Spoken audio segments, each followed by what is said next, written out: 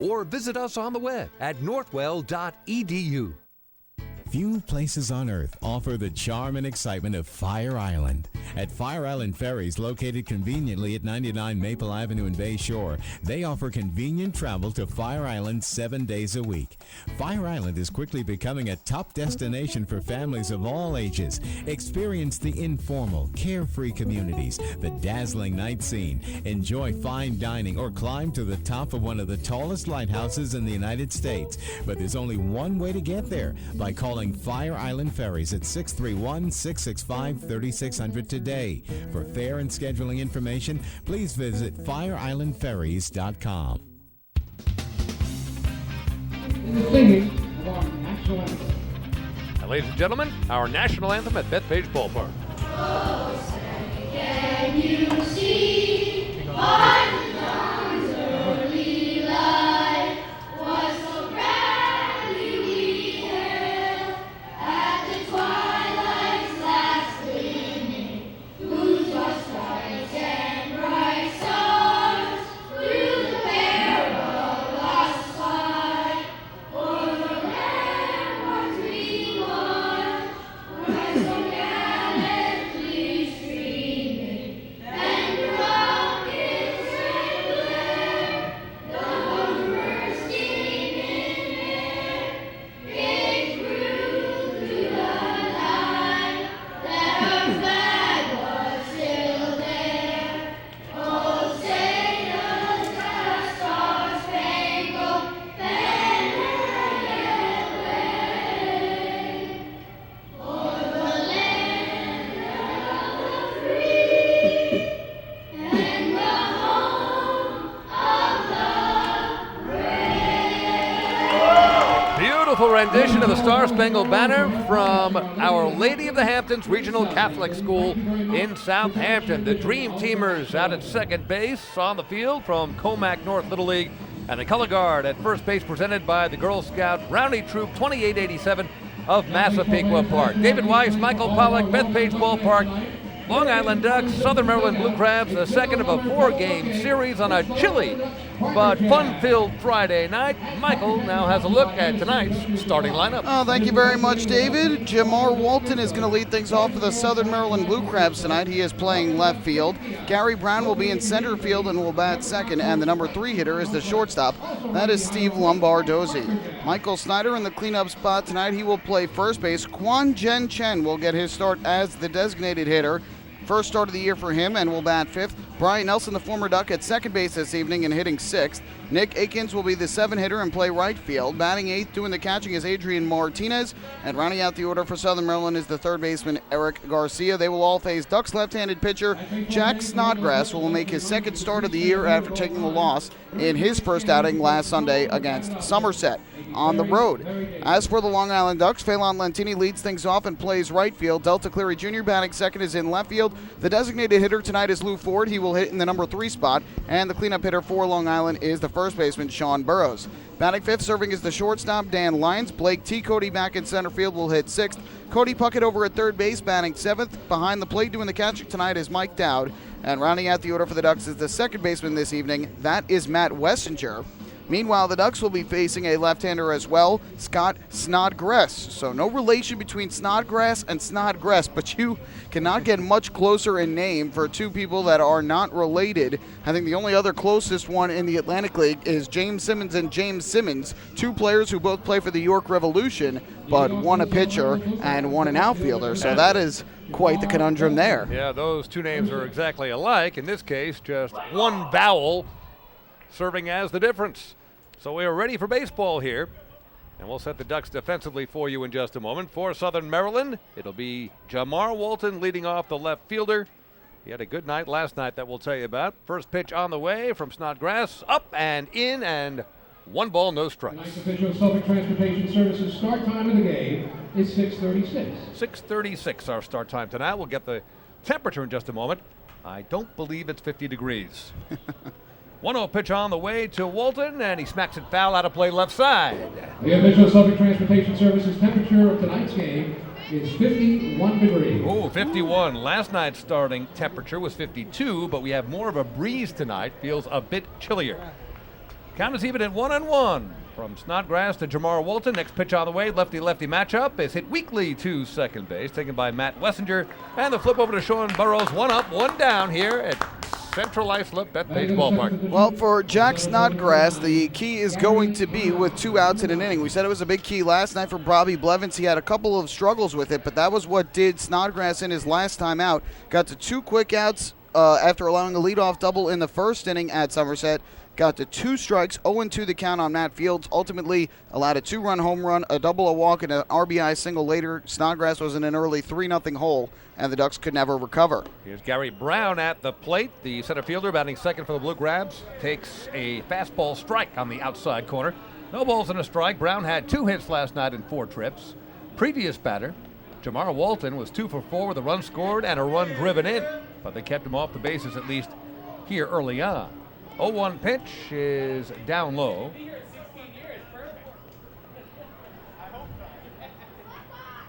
Just missing a little bit low and outside. It was a close pitch, but just seemed to miss the corner. 1-1 count.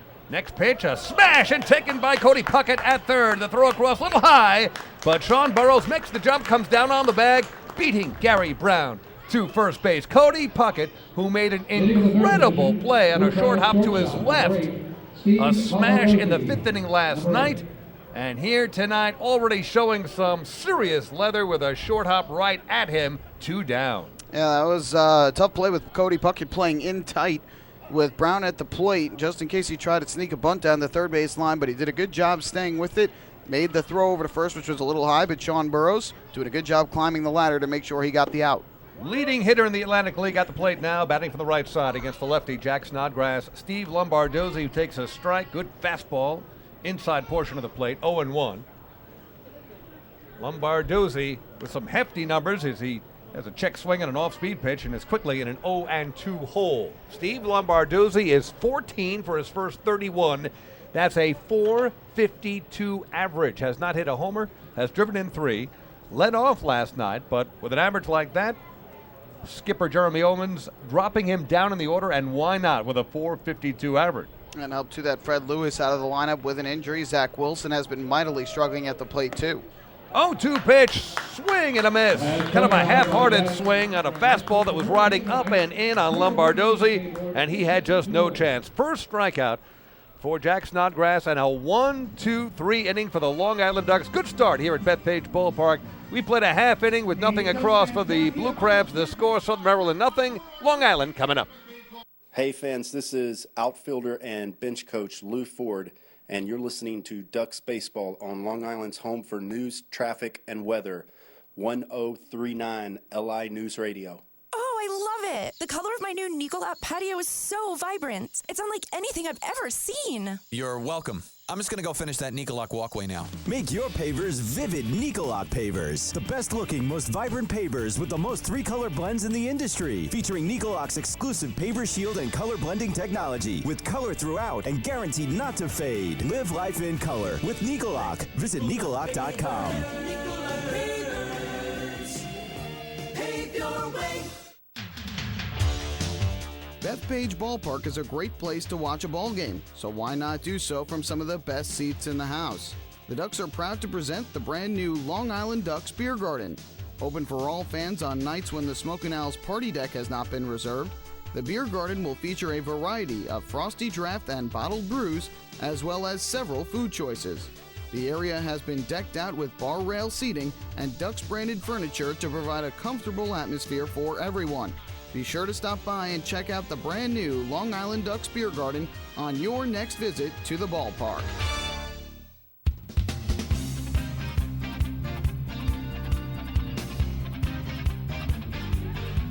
And Duck fans, the Ducks and Municipal Credit Union have teamed up again this season to present the Walk with a Purpose promotion. Every time a Long Island Ducks player walks, Municipal Credit Union will make a donation to the Quacker Jack Foundation. Municipal Credit Union serving members since 1916. So it's the left-hander for Southern Maryland, Scott Snodgrass. on the mound, not to be confused with the Long Island Ducks starter here tonight, lefty Jack Snodgrass. I think we're going to have to remind our fans a couple of times tonight. These two are not, it's not a designated pitcher that pitches for both sides. It's two distinctly different pitchers, but they look very similar. Jack Snodgrass of the Ducks wearing number 39, and he comes in at 6'6", 210 pounds. Meanwhile, Scott Snodgrass, 6'6", 225 pounds, and he wears number 37. So they're very, very similar in terms of name and appearance, but definitely two distinctly different pitchers, and the Ducks hoping that they will have better success against Snodgrass than the Blue Crabs did against Snodgrass in this first inning. I have a headache. I do. I need some Excedrin right now. Bottom of the first, Long Island Ducks, Phelan Lentini, Delta Cleary Jr., and Lou Ford to face Mr. Snodgrass. And his fastball misses outside, 1 ball and no strikes. And by the way, both are lefties, and even their deliveries are similar to make it even more confusing here tonight. Phelan Lentini on the season at 286, no homers, 2 RBIs. Has scored 3 runs and, of course, always a threat. Despite the fact he is 39 years of age, always a threat if he gets on. It's 1 ball and 1 strike to Lentini, who is 1 for 5 with a run scored in the Ducks' 6-4 win in the series opener last night. Next pitch, swing and a miss. That was either a fastball with some serious sink on it or a slider. Either way, it's 1 ball and 2 strikes to Lentini, the right fielder for the Long Island Ducks, who 2 seasons ago was 46 for 46 in the stolen base department. You can't do any better than that. 1-2 pitch, little number, foul near the Ducks dugout, and count remains 1-2. Now Lentini trying to get the table started here early on. Had a single in the opening inning last night, and Lentini, who had a very rough series up in New Britain, trying to turn things around here at home against the Blue Crabs. Batting from the right side against the lefty, Snodgrass. A fastball in tight, and the count now even at 2 balls and 2 strikes. 6 runs, 11 hits for the Long Island Ducks, highs in both categories for the season last night against the Crabs, and it lifted the team batting average from 207 at the bottom of the league, now up to 2 1/4, 225, and it will be going up from here, no doubt. 2-2 pitch, smack foul, left side. Wide of skipper Kevin Baez, who doubles as the third base coach, but if Kevin had a mitt, I'm sure he would have been diving for that one just out of habit. And that's what we were saying about the Ducks last night, how important it was just to have a real good offensive game. Get some timely hits, put up a lot of hits in general, 12 hits, 6 runs, just what the doctor ordered for Long Island's offense last night.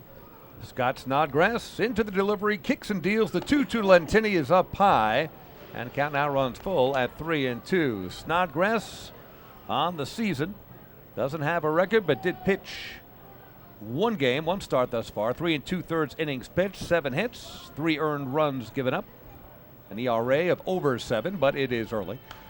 And a foul out of play on the payoff pitch to Lentini off to the right side, so the count remains full at 3-2. That's a good at-bat here for Phelan Lentini in the early going, fighting off some tough pitches. 8 pitches already in this at-bat that Lentini has seen, and he's been right on a lot of these pitches against Snodgrass and doing his best job to raise his pitch count and square one up.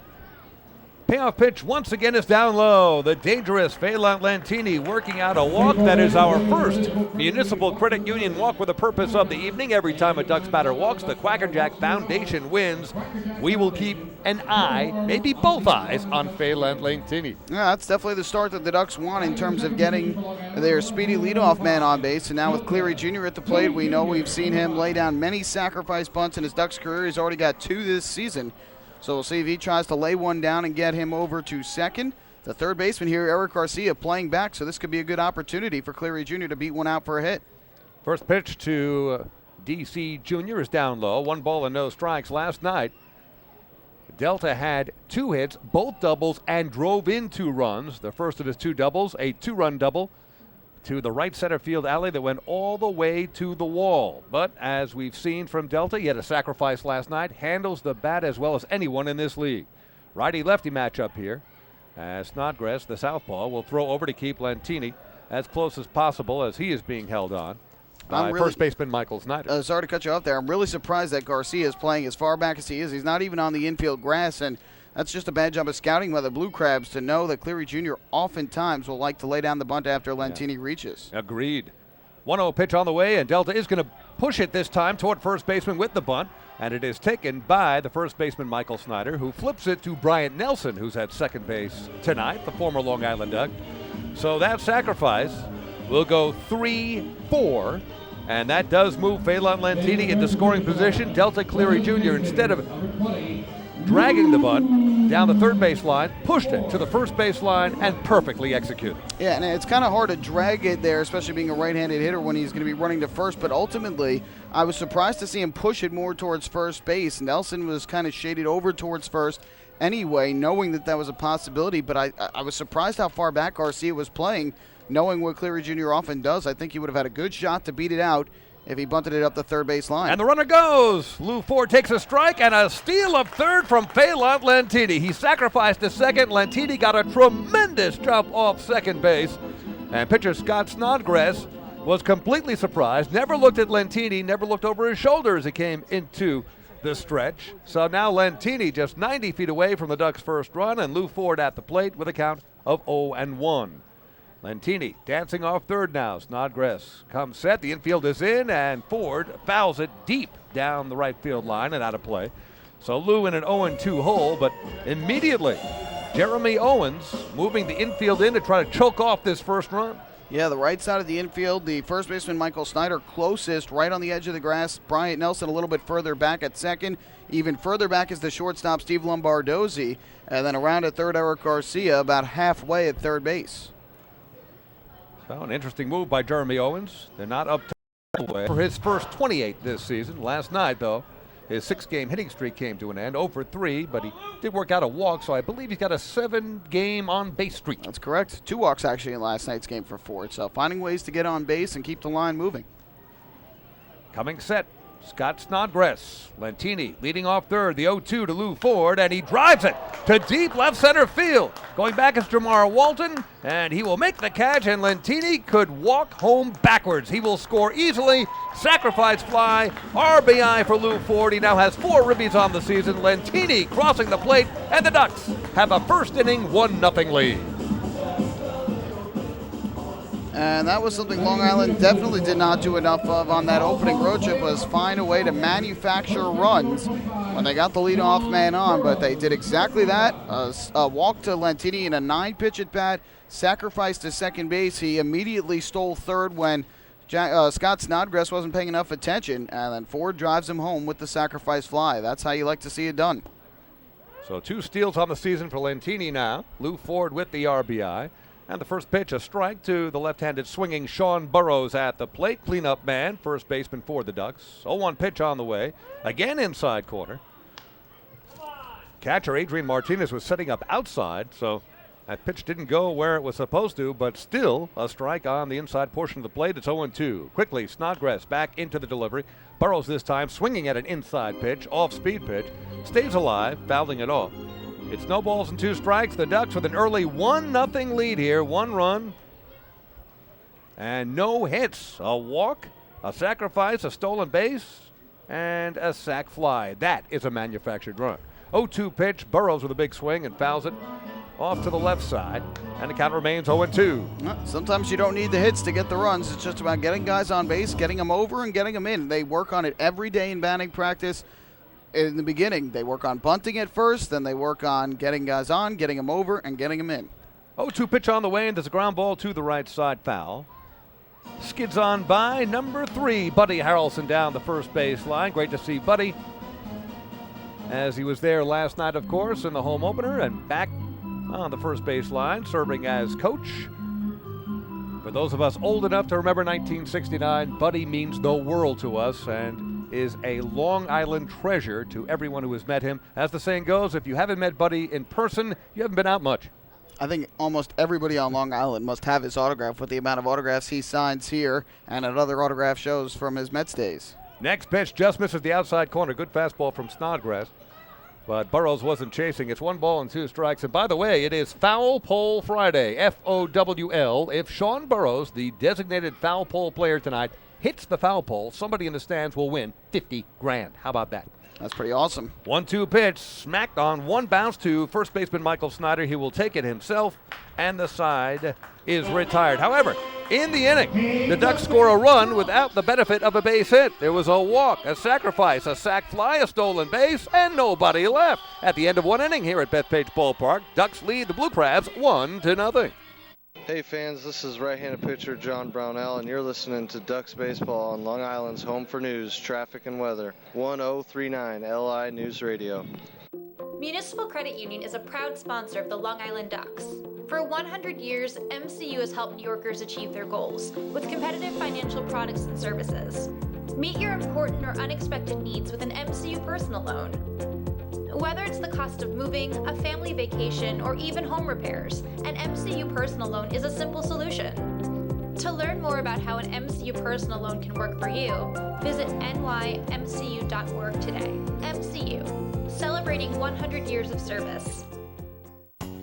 M&V Limousines is the official bus company of the Long Island Ducks. Family owned and operated, they've been in the business for over 23 years. M&V Limousines offers coach buses with Wi-Fi and restrooms, party buses, exotic limousines, and so much more. Whether you're looking for transportation for weddings, proms, corporate outings, or long-distance trips, they've got the right vehicle for you. Visit their showroom in Comac or check them out online at mvlimo.com. M&V Limousines, the official bus company of the Long Island Ducks.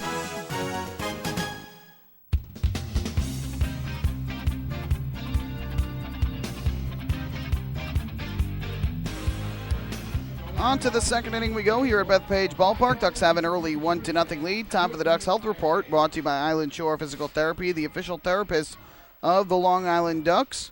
Only thing of note is that today the Ducks announced that instead of right-hander John Brownell starting in the finale of this series on Sunday, they were going to send right-hander Bruce Kern to the mound. Kern, who was both a reliever and a starter last year and really excelled in the starting role, going to make this spot start for John Brownell. Weren't told of any injury, maybe just to get him a little bit more rest here in the early going.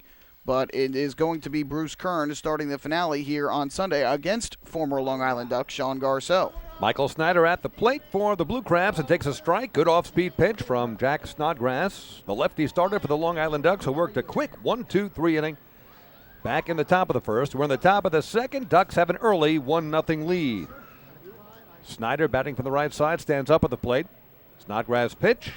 Fastball just missing outside. 1-1 setting the Ducks defensively quickly. Sean Burrows at first. Matt Wessinger at second base. Dan Lyons the shortstop. Cody Puckett with that great glove at third. Delta Cleary Jr. in left.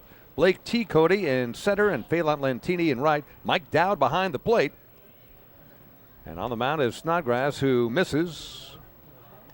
High and away with the fastball. It's 2-1 to Michael Snyder, who is in the cleanup spot tonight, the first baseman for Southern Maryland. Snyder last night was 0 for 2 with a run scored, and the Ducks 6-4 win over the Crabs, first of 4 here at Bethpage Ballpark. Next pitch is just misses, a fastball, 3-1 to Michael Snyder, to be followed by the DH, Kwan Jen Chen, and then former Long Island Duck and our good friend Bryant Nelson, the second baseman, scheduled to bat here in the top of the second against Snodgrass. 3-1 pitch on the way, a swing and a miss. Good changeup from Snodgrass. He's got such pop on that fastball. When he changes speeds, you're going to swing out of your spikes. Yeah, he spent the last 5 years in the San Francisco Giants organization, was in AAA at Sacramento last year, so he's got good stuff.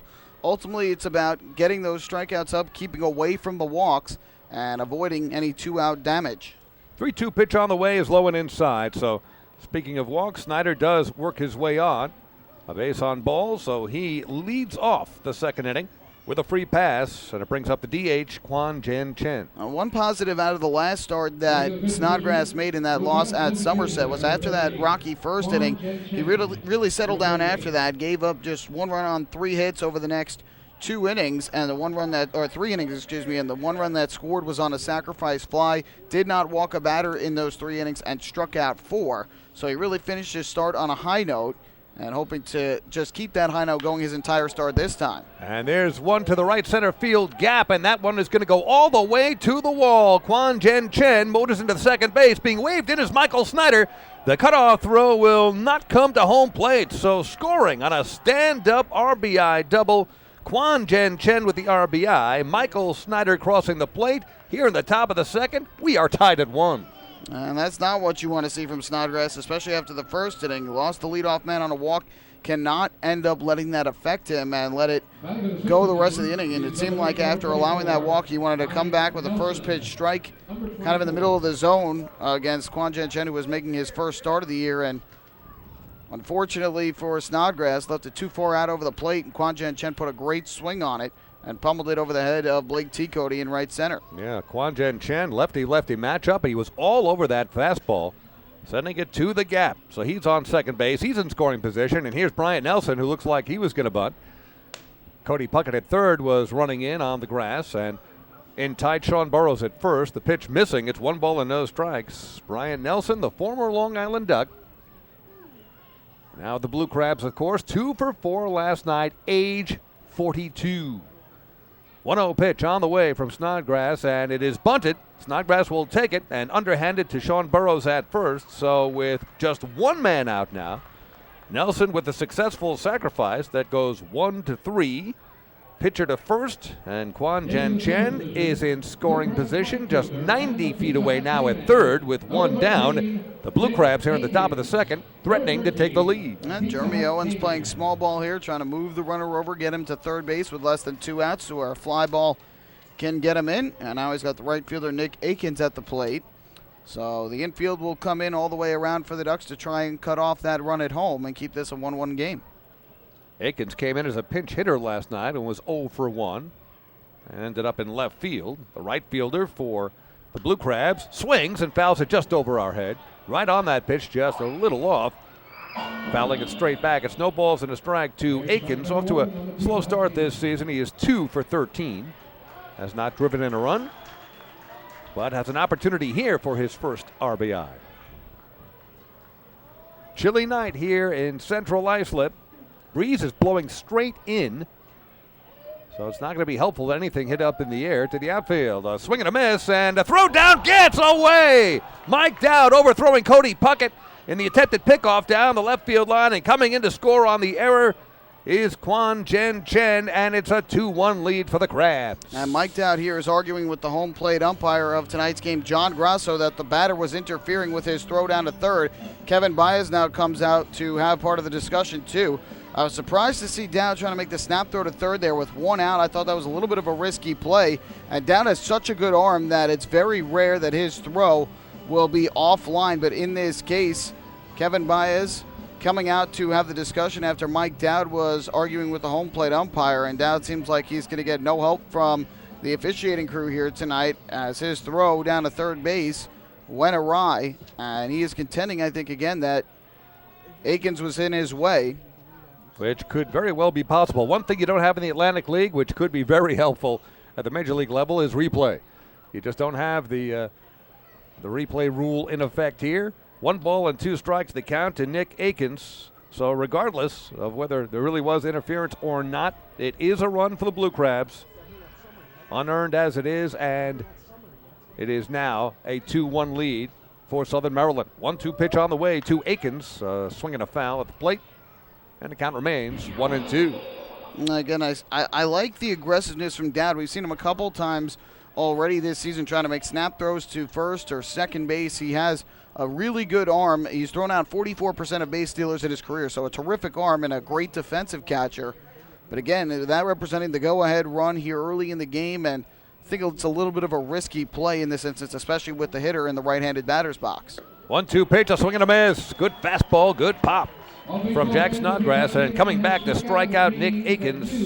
Swinging strikeout, and that's 2 Ks up on the board for Jack Snodgrass. And he's also the Pizza Hut K-Man tonight. So the K-Man has struck out, which means the fans here tonight are going to receive a special coupon for free breadsticks at a participating Pizza Hut location. Didn't take them long to give everybody those free breadsticks here tonight for the first time this year. I don't know. Public address announcer Bob Battone usually on top of that and starts the breadsticks chant, but that was missing. However, we do get the free breadsticks. Swing and a miss. Adrian Martinez, the catcher, batting from the right side for the Blue Crabs. 8th man in the order.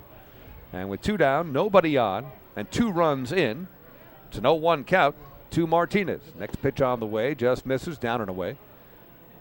1 ball and 1 strike to Adrian Martinez on the season. He's at .375 with a small sample size. He is 3 for 8 with 1 run scored and 1 driven in. Leans way over on top of the plate. 1-1 pitch from Snodgrass is outside for a ball, 2-1. Number 9 man in the order, Eric Garcia, waiting on deck. So a walk to lead off this inning to Michael Snyder. A double driving him in from Kwan Jen Chen. He was sacrificed to third and then scores on the error, the overthrow on the pickoff attempt from catcher Mike Dowd. 2-2 the count to Adrian Martinez at the plate. That was a good sweeping breaking ball there from Snodgrass. Diving down and in, got Martinez to swing through it. He wants to get this batter out. If he gets this batter out here, that means that run is most definitely an unearned run that scored on the error from Dowd. Next pitch is a swing and a miss.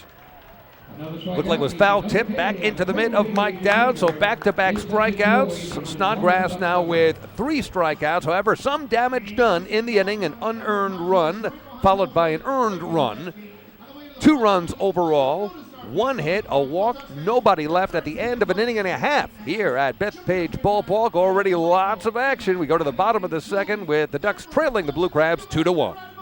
Hey fans, this is shortstop Dan Lyons, and you're listening to Ducks Baseball on Long Island's home for news, traffic, and weather. 1039 LI News Radio. Hey PSEG Long Island customers. Want to learn how to save on your electric bill? Here's one way. You can save up to $100 each year by simply replacing 10 incandescent bulbs with CFL or LED bulbs. Want to save even more? Take our online home energy survey. It's free. It takes just 10 minutes to complete, and it may save you hundreds more. Find out about our energy efficiency programs at www.psegliny.com/savemoney. Have your birthday at the ballpark this season and celebrate with the flock. Kona Ice birthday party packages with the Long Island Ducks are now available. Each package includes 10 box seats, a commemorative birthday t-shirt and autographed baseball, a pizza and Kona Ice party in the Hebrew National Picnic area, and so much more.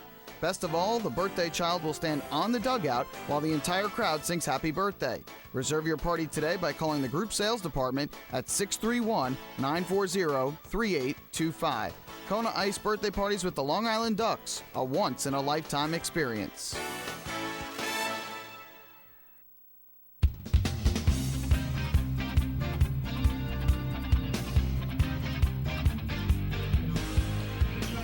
On to the bottom of the second inning. Ducks trailing now 2-1. 5 seconds here for station identification here on LI News Radio. That's up on Thursday, May the 19th, 9 in the morning to 3 in the afternoon.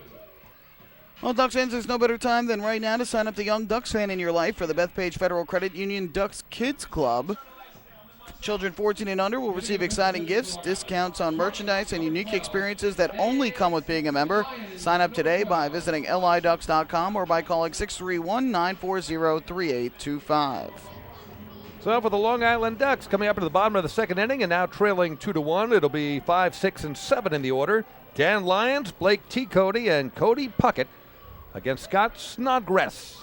The lefty kicks and deals. Fastball just missing outside. 1 ball and no strikes to Danny, the Rawlings Defensive Player of the Year. That was presented to Dan just before last night's first pitch. 172 on the season. 1 homer, 4 RBIs. A little bit of a slow start, but just a matter of time as he smacks one down the left field line and just foul by a yard or 2. Ooh, he was all over that fastball just out in front. It certainly had the sound. It wasn't going to be a home run or anything like that, but a bullet line drive off of his bat down the left field line just missed an extra base hit. And frustrating for Lyons as he will have to come back to home plate after squaring one up pretty good. Going to be hard to hit one out tonight. Air is heavy. Chilly night. Breeze blowing in. In fact, Lou Ford smacking one, a sac fly for an RBI in the first inning. I think on another night, that thing might have been gone. Didn't even reach the warning track. Next pitch is downstairs with a fastball. 2 balls and a strike to Dan Lyons, who last night was 1 for 3. Of course, playing the steadiest shortstop in the business. As we said, the Defensive Player of the Year. First time Rawlings has made that award. A gold glove for Dan Lyons. 2-1 pitch on the way. And that's low. Did he go around? Yes. Home plate umpire John Grasso checking with Frank Urilli down the first base line, and Frank said yes. Dan doesn't agree. Chris Ekstrand is the umpire at third. We have completed the men in blue for you. And didn't look like from this vantage point that Lions had gone around on that, but they make the call and say he did. 2-2 pitch, Lions with a defensive swing and just gets a piece, nubbing it behind the plate to stay alive. 2 balls and 2 strikes. Southern Maryland defensively, setting that for you. Michael Snyder at first, Bryant Nelson, the former Duck, at second, Steve Lombardozzi, leading hitter in the Atlantic Leagues at short, Eric Garcia at third. From left to right in the outfield, Jamar Walton, Gary Brown, Nick Akins, Adrian Martinez behind the plate, Scott Snodgrass. The lefty is on the mound. And he's into the windup, and the 2-2 is downstairs. 3 balls and 2 strikes to Dan Lyons. The Ducks wouldn't mind recreating what the Southern Maryland Blue Crabs did in the top of the second. That's a leadoff walk that could lead to something more. The Lions, of course, great base runner. There's nothing he can't do. Batting from the right side against the lefty, Snodgrass. Kicks and deals, and the payoff pitch is on the way to Dan, and he smacks it left field. That's deep. Jamar Walton is going back and catches it just before reaching the warning track. Didn't get enough air under it, but Dan Lyons was all over that fastball. A loud out to left. During the summer, that is probably a home run, if not a home run, at least a double. He absolutely pulverized that ball to left, but the wind blowing in from right field right now, so that helped trigger that ball to stay in the yard.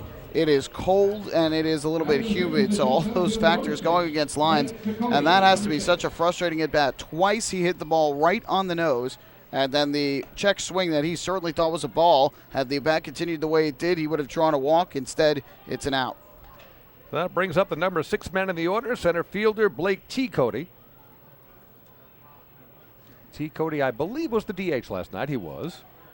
He's 1 for 5 with a run scored. Lefty-lefty matchup here, slightly open stance, and he lifts one deep to right field. Going back is Nick Akins. He looks up, jumps off his mitt, falls to the ground. T. Cody, on what would be a home run any other night, cruises in with a stand-up double. T. Cody, following Dan Lyons' drive to left, goes almost all the way to right.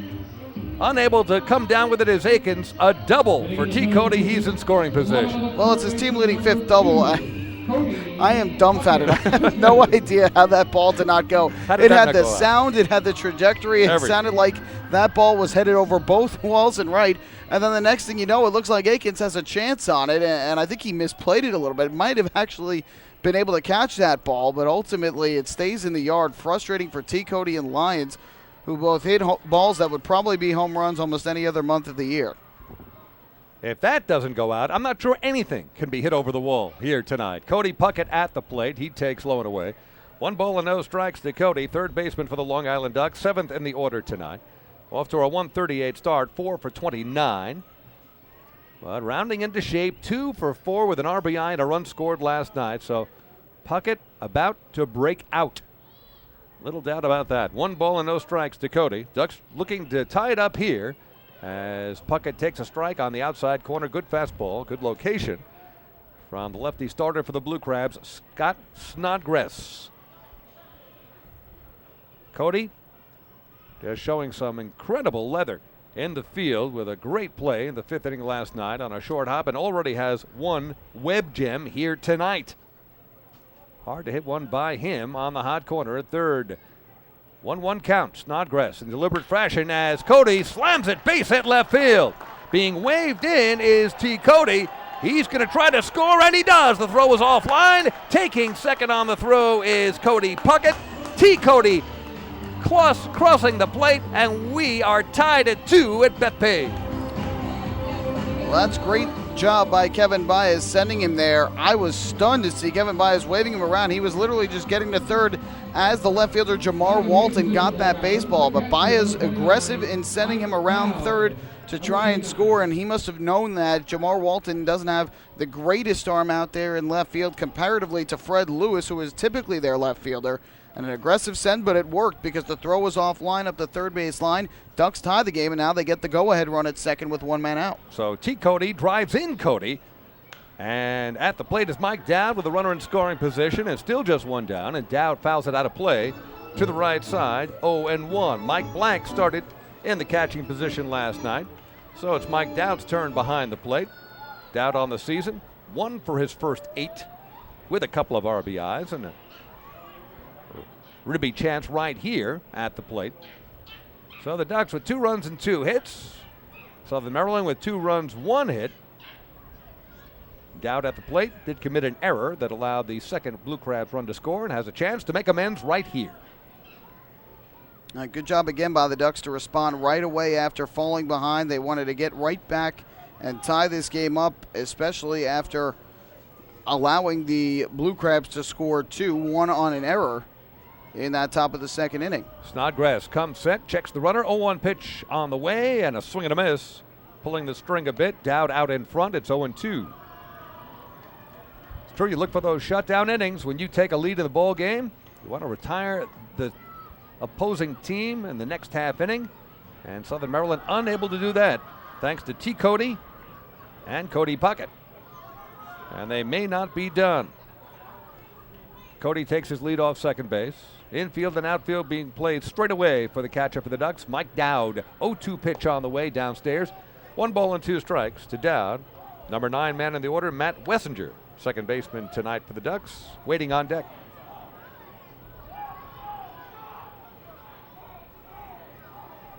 And Dowd not known for his bat, but on the road trip to start the year, he did come up with a big 2-run, 2-out single in Somerset. So Long Island hoping that he can contribute with some of those big hits this season when he gets the opportunity to play, and Mike Blank gets the night off.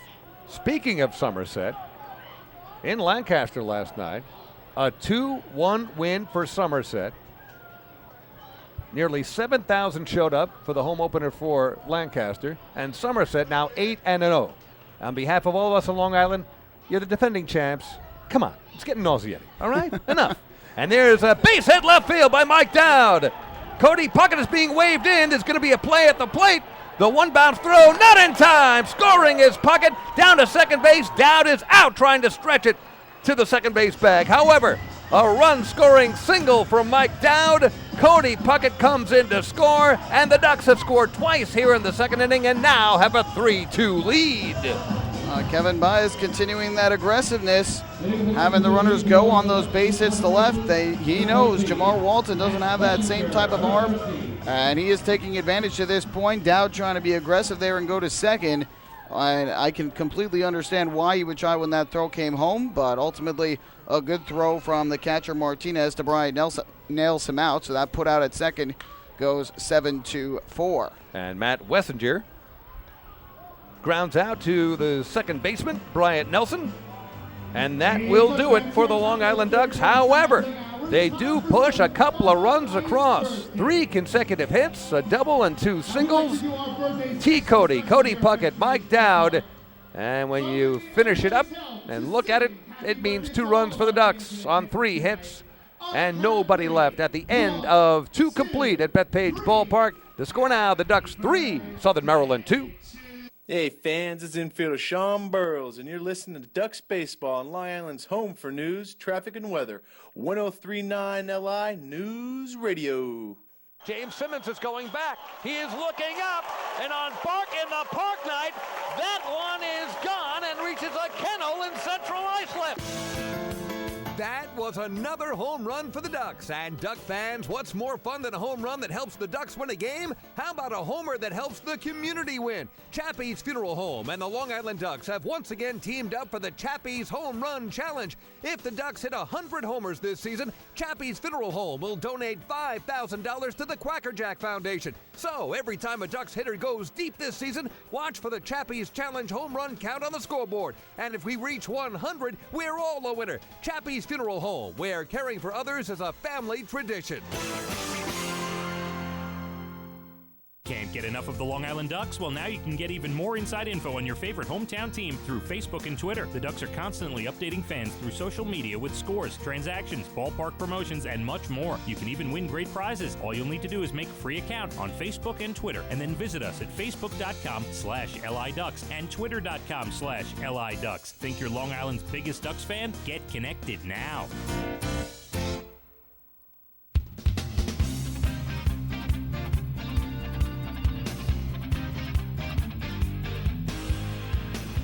Ducks with the lead, 3-2, as we head to the top of the third inning here at Bethpage Ballpark, where our Long Island's offense seems to have found its groove. These two teams will play again tomorrow night. It'll be the first Grucci Fireworks Extravaganza of the season following the game, and it's presented by Astoria Bank. It's also a Dick's Sporting Goods Saturday, so fans can pick up some coupons to Dick's Sporting Goods as they head out of the ballpark following the fireworks show. 6:35 start time. Gates will open at 5:35, 5:20 if you're a full season ticket holder. And tickets are still available, so come on down to Bethpage Ballpark to watch the Ducks tomorrow night and enjoy a post-game Grucci Fireworks Extravaganza. Jack Snodgrass on the mound for the Long Island Ducks and facing the number 9 man in the order, Eric Garcia. Then back to the top, and Jamar Walton, and followed by Gary Brown. And the 0-1 pitch to Eric Garcia, missing just outside. 1 ball and 1 strike. Just how much fun will it be to have Grucci back with us, providing the fireworks here at Bethpage Ballpark? I had an opportunity years ago to talk to good friend Felix Grucci, the former United States Congressman, former Brookhaven town supervisor, and of course part of this legendary family, the Grucci family, providing fireworks. And he described it this way, the company and what they do. Everything from the firehouse to the White House, and they've done everything, including those two and everything in between. And there's a base hit the other way. Opposite field single for Eric Garcia, leading off the top of the third inning against Jack Snodgrass. So for the second time in 3 innings, the leadoff man is aboard for Southern Maryland. Well, I'll tell you what, the ball may not be traveling far here tonight, but it's being hit well on both sides.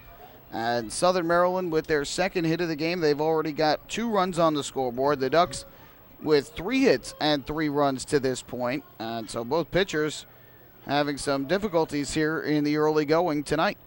Jamar Walton, lefty-lefty matchup, top of the order. First pitch is smacked. That is looked like it was going to be hit a long way, but that thing is dying in short right field. Phelan Lentini comes in and makes the grab easily for the first out. Everything off the bat looks like it has a chance to go. In that case, wasn't even medium right field. Yeah, that wasn't even close, and the ball just seems to be dying here tonight, not the same way that you usually see that ball travel. It is just hitting the wall, hitting the bat, and not traveling far for either team here early on. Gary Brown, the center fielder for Southern Maryland at the plate. He was retired his first time up on a sparkling play at third base on the short hop by Cody Puckett. And Brown has speed. He does like to bunt, and Cody is in just barely on the grass. He's playing up as the first pitch nips the outside corner for a strike, 0-1. 1 out, Eric Garcia taking a short lead at first base, being held on by first baseman Sean Burrows. The lefty, Jack Snodgrass, looking right at him, kicks and deals, comes to the plate inside. 1 ball and 1 strike to Gary Brown, who was 2 for 4 in last night's game. The Ducks win in this opener of a 4-game series at Bethpage Ballpark, 6-4.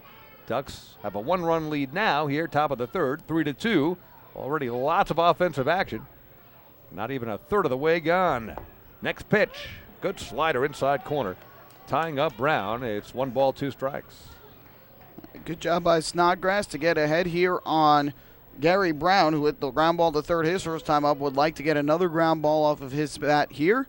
But if he cannot, just trying to get out number 2 with the dangerous Lombardozzi waiting in the on-deck circle.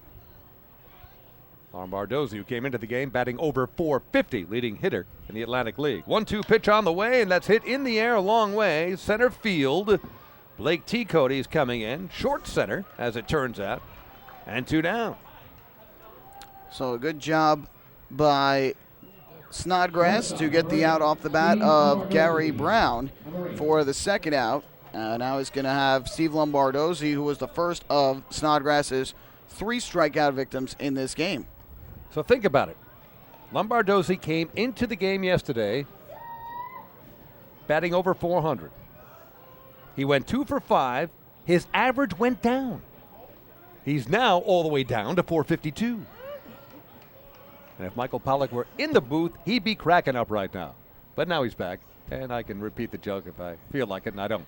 It's 0-1 to Steve Lombardozzi, who struck out swinging his first time up. Talking about me behind my back, David?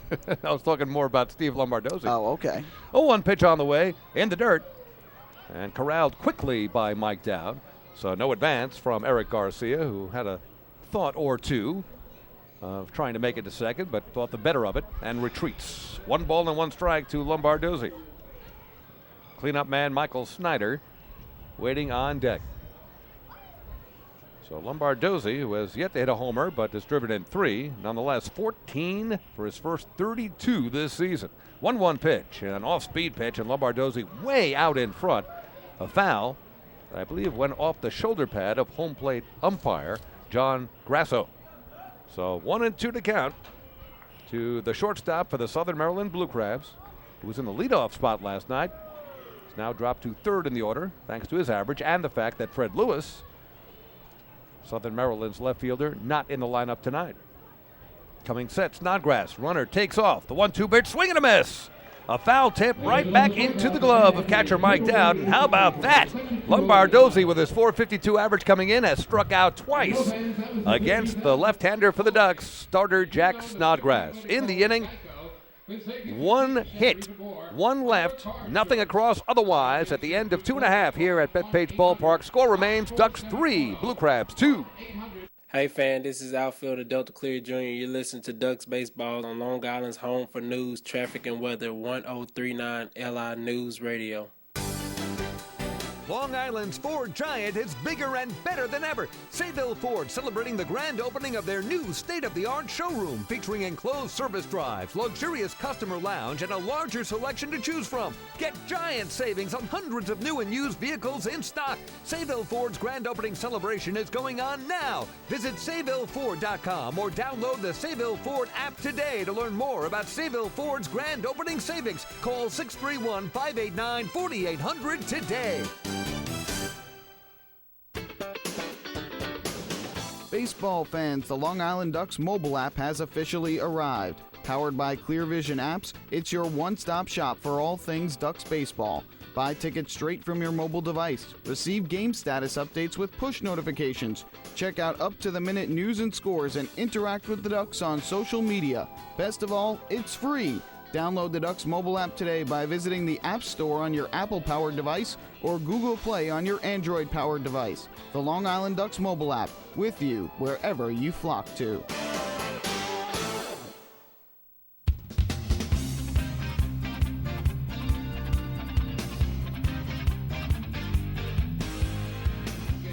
Well, Ducks fans, when Steve Lombardozzi struck out to end the top half of the 3rd inning, that was the 15th out of tonight's ball game.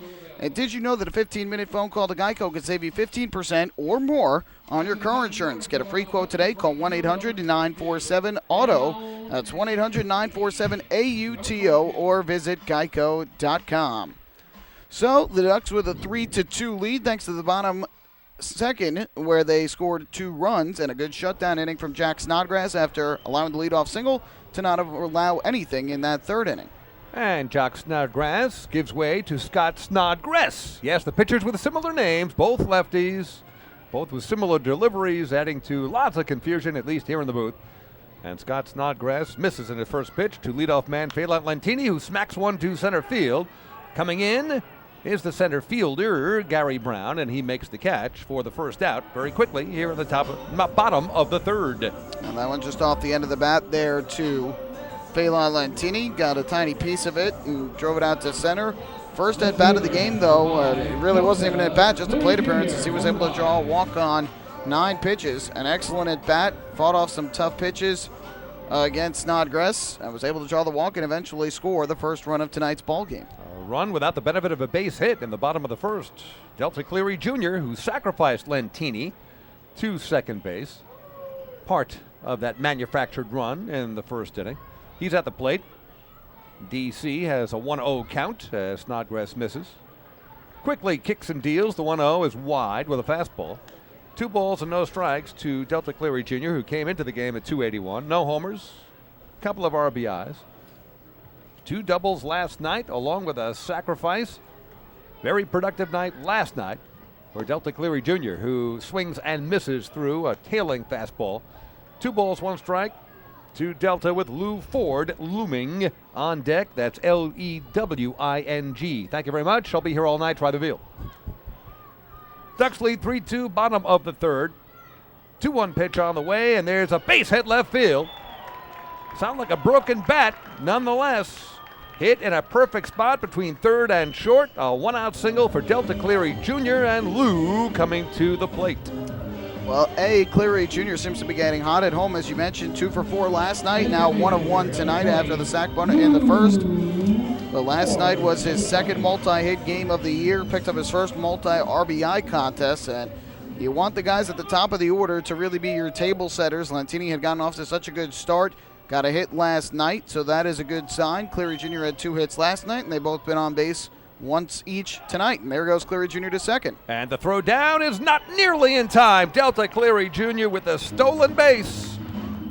And he is now 2 for 2 in the larceny department. And Lou Ford at the plate. 1 ball, no strikes. And a runner in scoring position. And who would you rather have at the plate with an RBI chance but Lou? Yeah, Kevin Byes and the Ducks wasting no time. They want to get him in a scoring position with his great speed.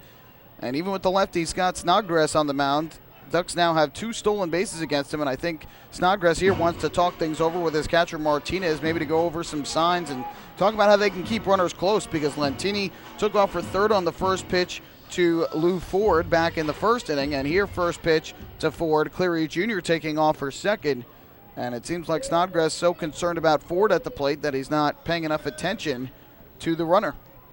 So Ford with a 1-0 count. Snodgrass takes a long look at Delta Cleary Jr.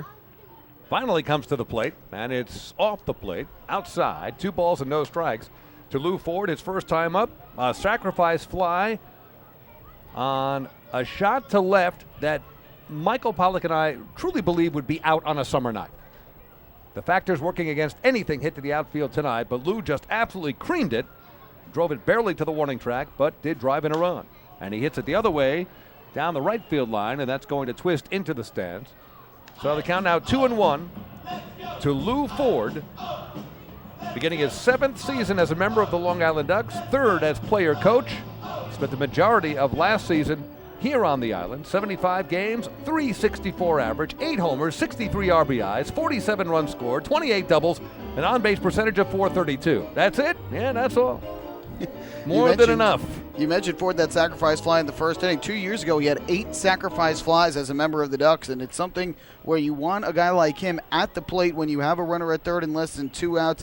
He is a guy who just naturally drives the ball to the outfield. And when you have guys with speed like Lentini and Cleary Jr. who hit in front of them, if they get to that position, it sets up an ideal scenario for the Ducks. Knows what he's doing. The former major leaguer at the plate handles the bat as well as anyone in this league ever.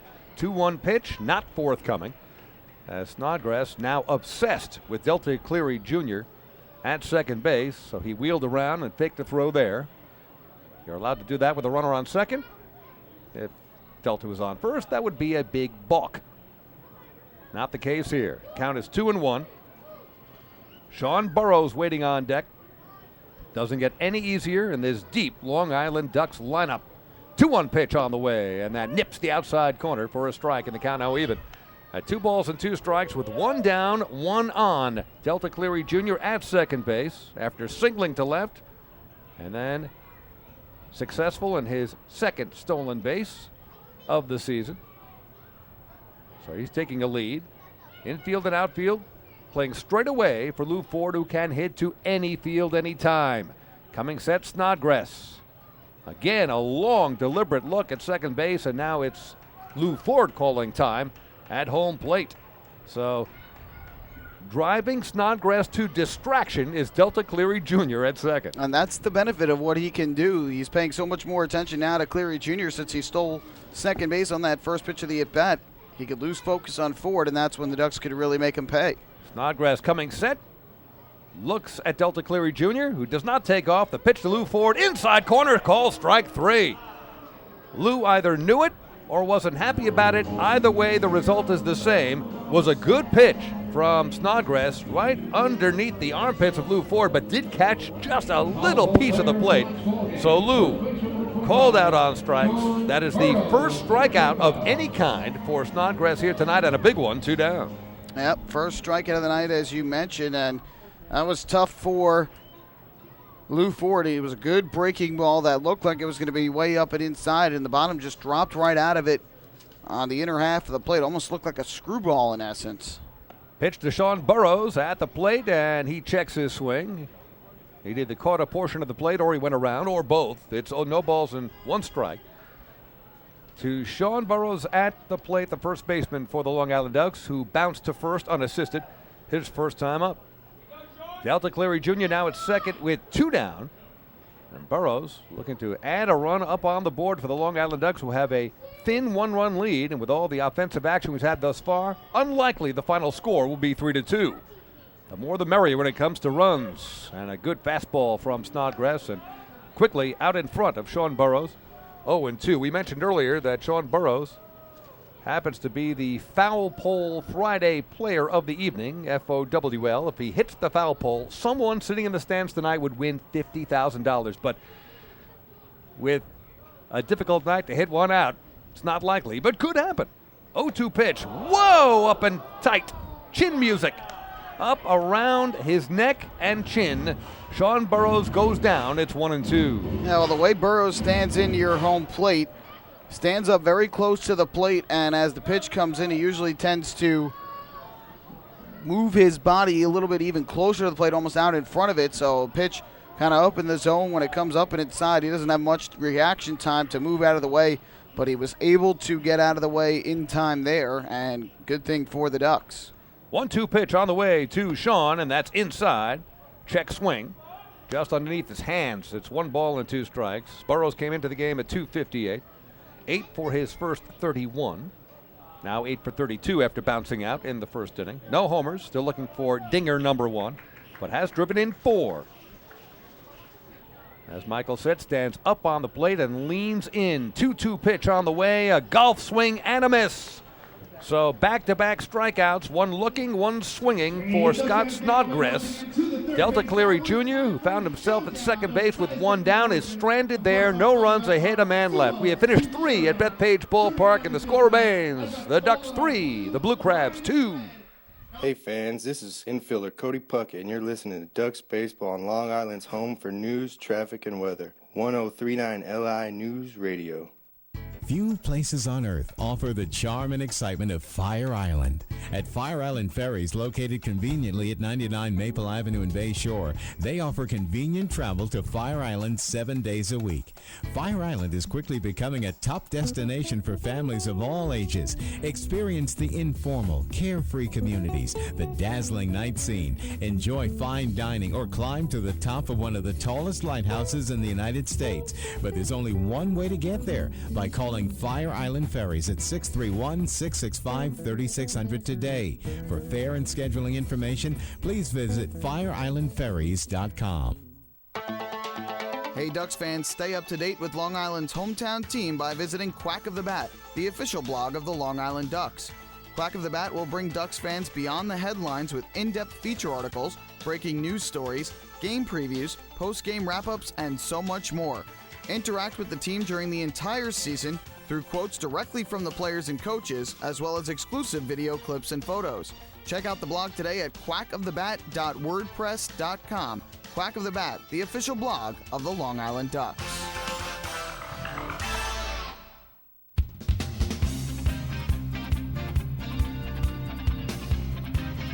We're back at Bethpage Ballpark. David Weiss and Michael Pollack. Ducks leading at 3-2 as we go to the top of inning number 4. And to take you along for the next 4 innings and to deliver our 4th inning trivia question as well, here's my buddy Mike Pollack. Thank you, David Weiss. So as we go to the 4th inning, tonight's trivia question revolves around something the Ducks did last night. They set season-high totals in runs and hits with 6 runs and 12 hits as part of their 6-4 victory over the Southern Maryland Blue Crabs. First pitch misses up high to Michael Snyder for ball 1.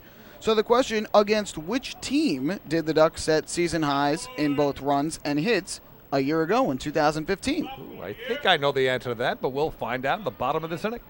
1-0 pitch on the way, swing and a miss. Excellent changeup there from Snodgrass.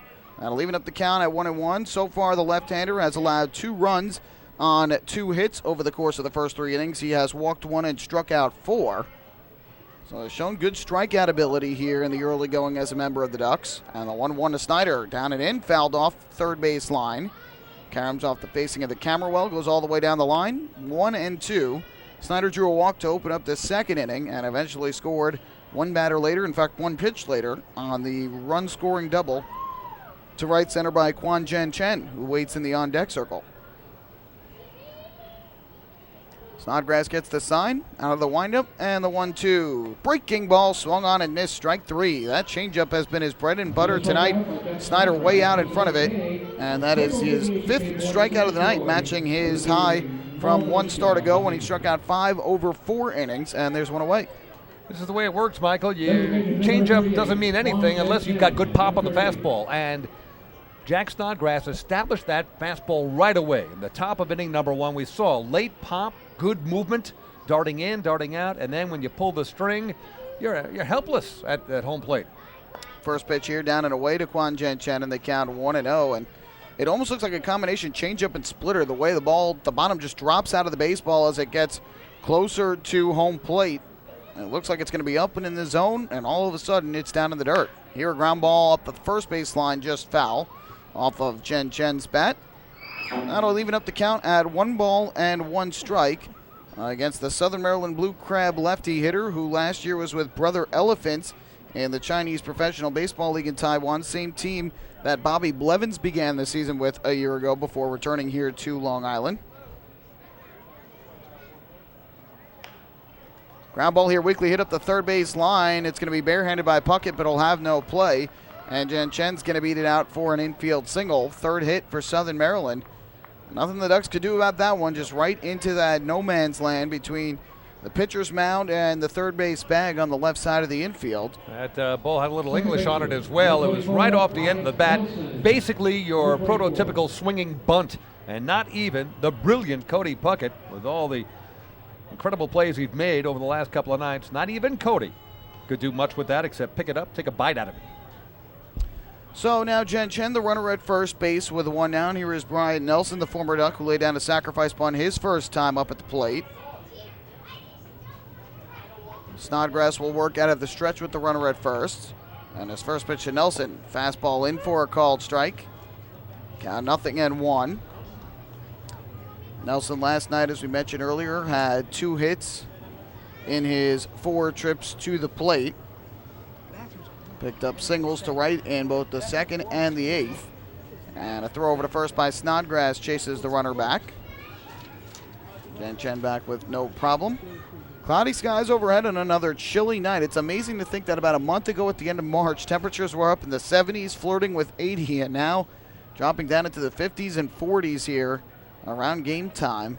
And definitely chilly here in the month of April. As it closes out, 0-1, breaking ball fouled off first base side. This will go back into the crowd, out of play. So I'm just checking the Ducks media guide here. I'm going back to the magical year, the 2nd championship year of 2012. Bryant Nelson hit .265. That doesn't tell the story. 13 homers, 80 RBIs, 6 stolen bases, and did everything you could ask for in the infield. He was a major component of both of those championships in 12 and 13. And now that big hit in Game 5 of the Liberty Division Championship Series, the home run to right to help out Southern Maryland from the playoffs and send Long Island to the Atlantic League Championship Series, where they would shock the Lancaster Barnstormers and win in 5 games, the 5th here on this field. Bryant Nelson nearly hit 300 in 2013, 298, 11 homers, 71 RBIs. And just a team leader in every respect.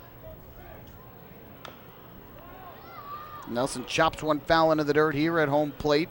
Joss caught a piece to stay alive, and it looked like he almost hit that one into his foot. The count stays at 0-2. To this day, Brian Nelson, when I see him, remembers the graduation season home run call I did on one of his round trippers when I actually went, da, da, da, da, da, da. I don't know why he loved that so much, but one of his favorites, he says. Your calls are quite memorable. Well, my favorite will always be the Long Island Game Farm. Watch where you step. That gets me every time. I don't think I'm going to get a chance to call one tonight. Nothing's moving. 0-2 is a check swing down in the dirt. They appealed to first. And the fans don't like it as first base umpire Frank Urilli says he did not chase. So it's now 1-2 on Bryant Nelson. Blue Crabs have made Snodgrass work a little bit here in this game. To this point, he has thrown a total of 51 pitches, 35 of them for strikes. That last pitch was his 52nd. And here in the 4th inning with 1 out, looking for a ground ball off the bat of the Blue Crabs second baseman. Here's the 1-2 pitch. Nelson swings, taps this one on the ground, third base side. This will be foul again Going for that swinging bunt once again, but this time it hooks foul. So it remains 1-2 on Nelson. Well, with all the runs that have been scored early, the pitch counts are going to start getting up there. And we saw that last night with John Lester for the Blue Crabs and Bobby Blevins for Long Island. Their pitch counts were going sky high early, neither around at the finish. But it was a dandy of a win last night for the Long Island Ducks, and they have a 1-run lead tonight. And with the chilly temps, it's tough for both the pitcher who is standing out there on the mound and for the fielders to stay loose and stay warm out there in the field. The 1-2 now, and Nelson takes a fastball down in the dirt, kicked away briefly from Dowd, but not far enough for the runner at first base, Jen Chen, to advance to second. I'm curious on this. The website says it's Quan Jen is his hyphenated first name, Chen is his last name, but their roster has Quan as the first name and Jen Chen as the last name. So I'm not sure which one it is. So I would just continually say all three to play it safe. Every single time. That's right. So Quan Jen Chen at first with 1 out, and now a 2-ball, 2-strike pitch again from Snodgrass. Swung on and just getting a piece of it. No, he missed it for strike 3. Nelson, I think, is saying that he had foul tipped it, but the home plate umpire rung him up for strike 3. So there is strikeout number 6 on the season for Jack in the game for Snodgrass, and it is 11th on the season, which brings him into the team lead in Ks. 6th strikeout for Snodgrass, and with 2 down and the runner at first, that will bring up the right fielder, Nick Akins. Well, Jack Snodgrass has had 2 1-2-3 innings tonight. This is not one of them with that single from Quan Jen Chen. However, he has shown that he's got good stuff tonight. Very lively. Akins was Snodgrass's second strikeout victim back in inning number 2. First pitch from Snodgrass, swung and lined into right center field. That is going to get down for a base hit. Jen Chen around second. He's going for third. The throw will come into second. So a 2-out single to right center for Nick Akins. And the Blue Crabs now have the tying run at third, the go-ahead run at first. And that'll bring up the catcher, Adrian Martinez. That's the benefit of a 2-out single with a runner aboard. They're going to run on the crack of the bat, or around here we call it the quack of the bat. But Quan Jen Chen with plenty of speed, streaking to third easily. So runners on the corners, 2 down, and a key moment early on in this game for Jack Snodgrass. Definitely a big point in the game. It is still very early, just the top of the 4th inning. But runners at the corners with 2 men out. Here is Martinez to the plate from the right side. Snodgrass's first pitch, swing and a miss. A good changeup from the left-hander down in the dirt. A good block by Mike Dowd. And so the count 0-1. It's good for Snodgrass with that changeup that drops down in the zone to know that he has a catcher that is so good defensively in Mike Dowd behind the plate to trust him to block those pitches, not allow anything to get by. Here comes the 0-1. Snodgrass kicks, delivers, down and in, fouled off.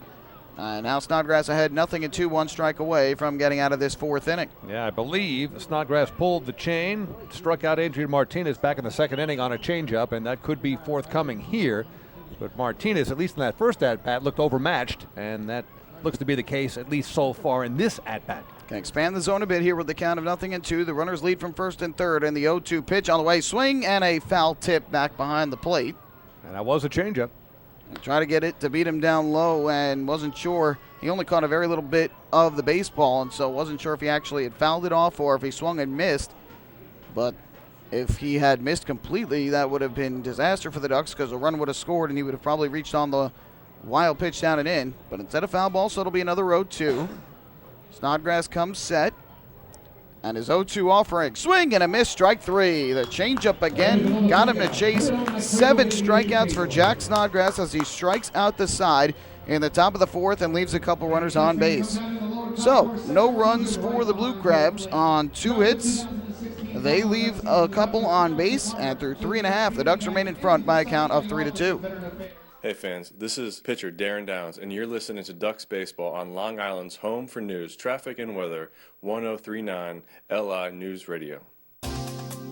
Hey, Hey Ducks fans, the official hotel of the Long Island Ducks is the Upsky Long Island Hotel in Hauppauge. It's centrally located on the north shore of Long Island and offers a home away from home for both business and leisure guests. The Upsky Long Island Hotel features an indoor pool, 24-hour business center, a fitness center, and complimentary Wi-Fi in all guest rooms. Enjoy the contemporary American cuisine at the Fountain Grill restaurant or grab a quick bite to eat at Cafe Pronto. Best of all, it's only minutes from Bethpage Ballpark. The Upsky Long Island Hotel, the official hotel of the Long Island Ducks. Call 231-1100 today. That's 631-231-1100.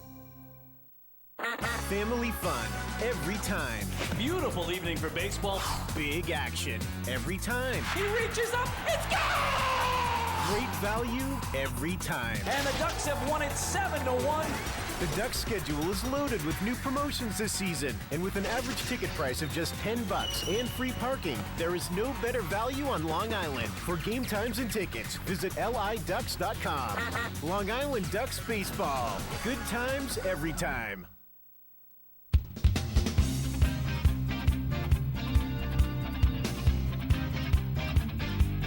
Back at Bethpage Ballpark, David Weiss, Michael Pollack. Ducks leading the Southern Maryland Blue Crabs in the second of a four-game series. 3-2 the score after last night's 6-4 win in the home opener for the 2016 season. And it is time to answer tonight's fourth inning trivia question, testing your knowledge of the Ducks and baseball in general. Michael? So we gave you the question in the top half of the inning. The Ducks last night setting season highs in runs and hits. Of course, still very early on, just 8 games in entering tonight. With 6 runs and 12 hits. Last year they set their season highs in runs and hits in the same game against the same team. The question is, who was that team?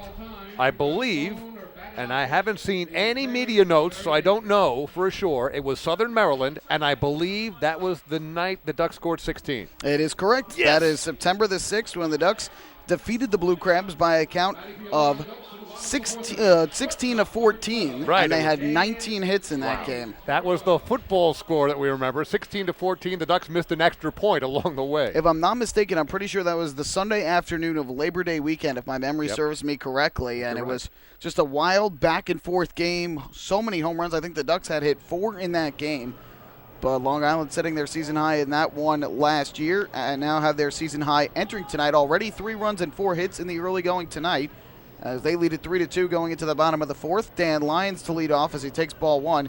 Hit a bullet to left that looked like it was going to leave the yard or hit the wall. Instead, it was caught on the warning track by the left fielder, Jamar Walton, and here he swings and misses. Count 1-1. Lions last night for Long Island, 1 for 3 in the game. Had a walk as well. And the 1-1 pitch, breaking ball taken down low from Snodgrass, and the count goes to 2-1.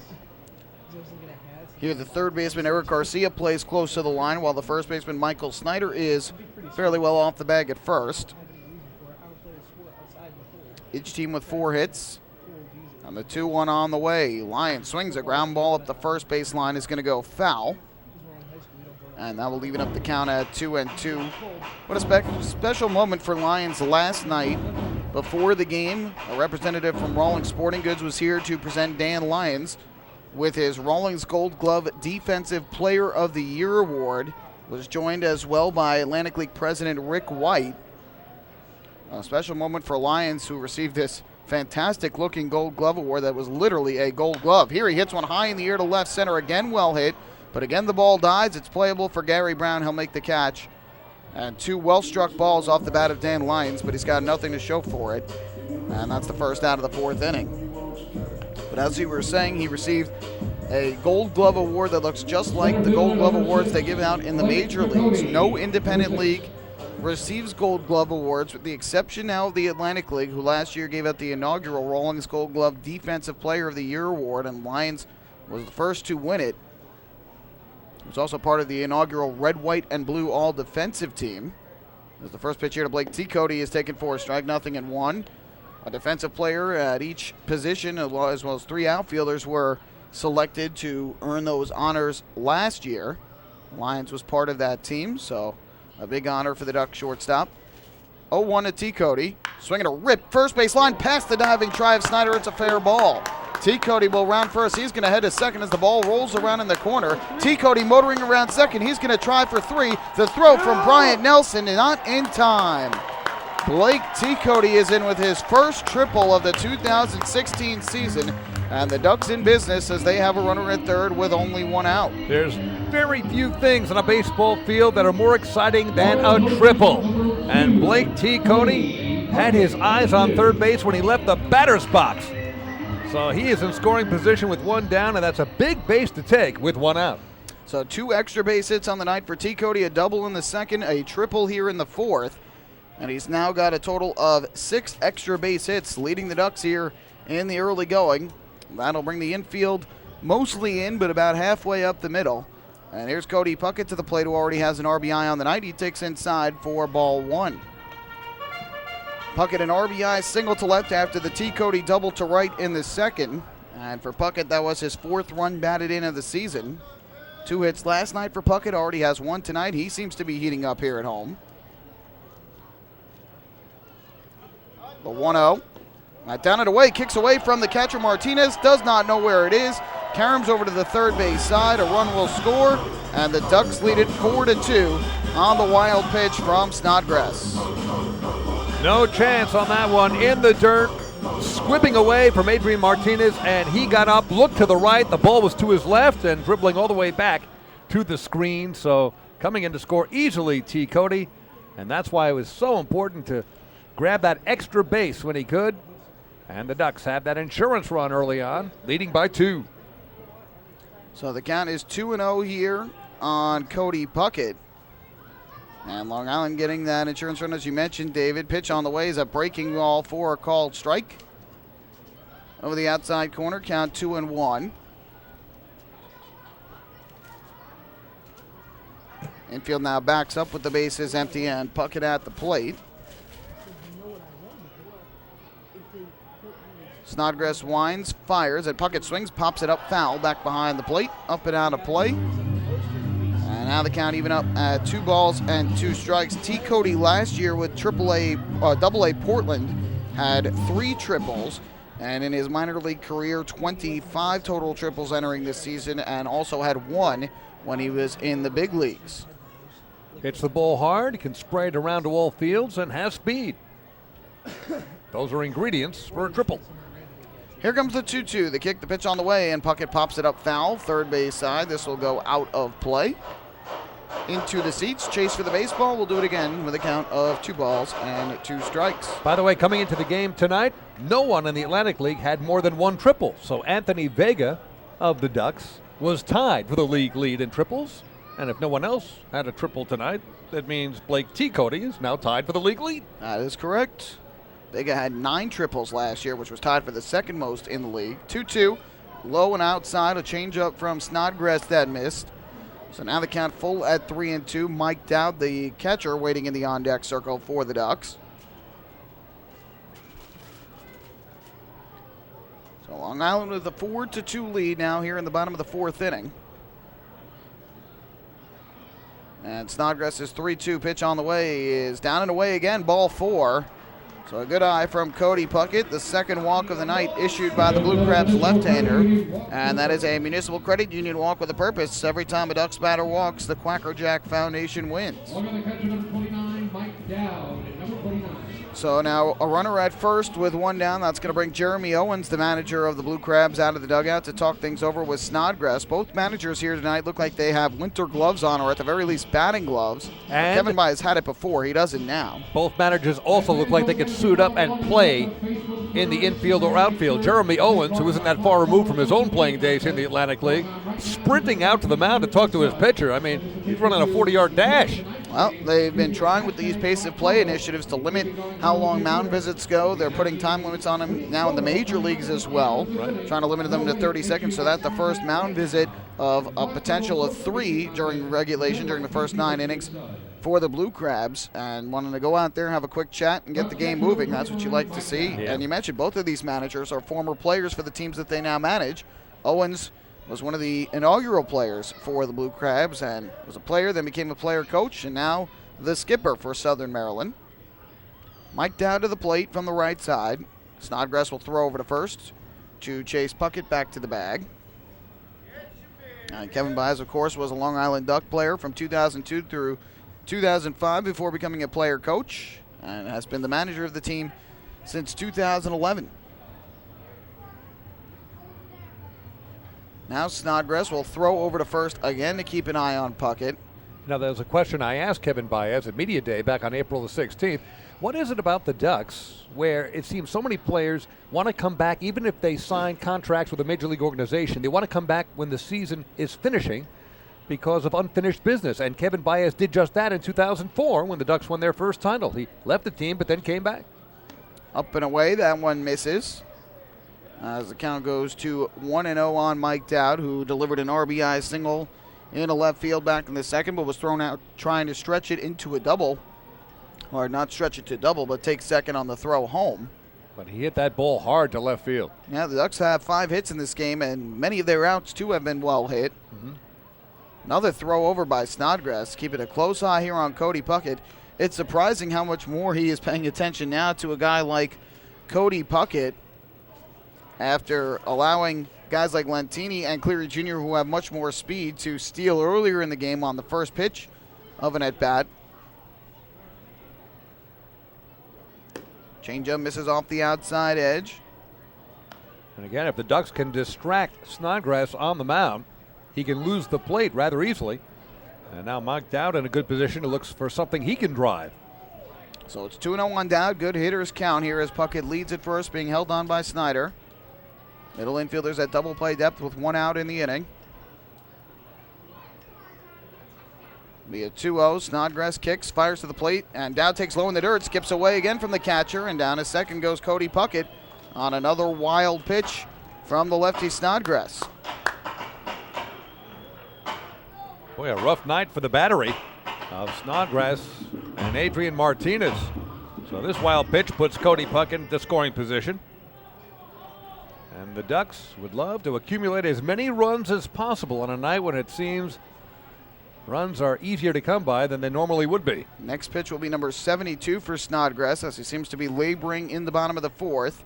3-0 taken all the way for a strike by Dowd. No surprise there that he would take all the way. So the count goes to 3-1 for the former Mariners prospect. We talked about his prowess behind the plate defensively, as he has done so well on the defensive side of things. Last year was mostly with Double-A Jackson, also spent some time in the Mariners Arizona League rookie level affiliate. I believe you mentioned earlier that in his career has thrown out 44% of one runners trying to season. steal. He had 56, if I'm not mistaken. It's either 55 or 56, That which is ridiculous. unheard of. Ridiculous. 3-1. Dowd swings, gets a piece, and fouls it back to the backstop. Almost hit Matt Wessinger, who is waiting near the on-deck circle. So the count, 3 balls and 2 strikes on Dowd.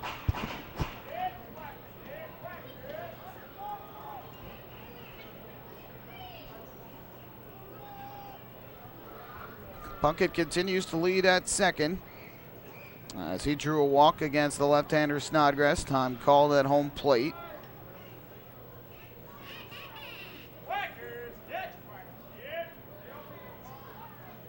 Now another long look in for Snodgrass, and now he wants to go through the signs again with his catcher, Adrian Martinez. Boy, talk about throwing a pitcher's rhythm off. The Ducks have done just that. So here comes the payoff pitch on the way, and Dowd will swing in a late swing. He fouls it off to the first base side, up onto the concourse out of play.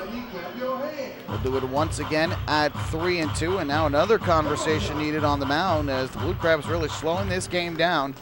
In the bottom of the fourth inning, 1 mound visit from Jeremy Owens, now a chat with the catcher.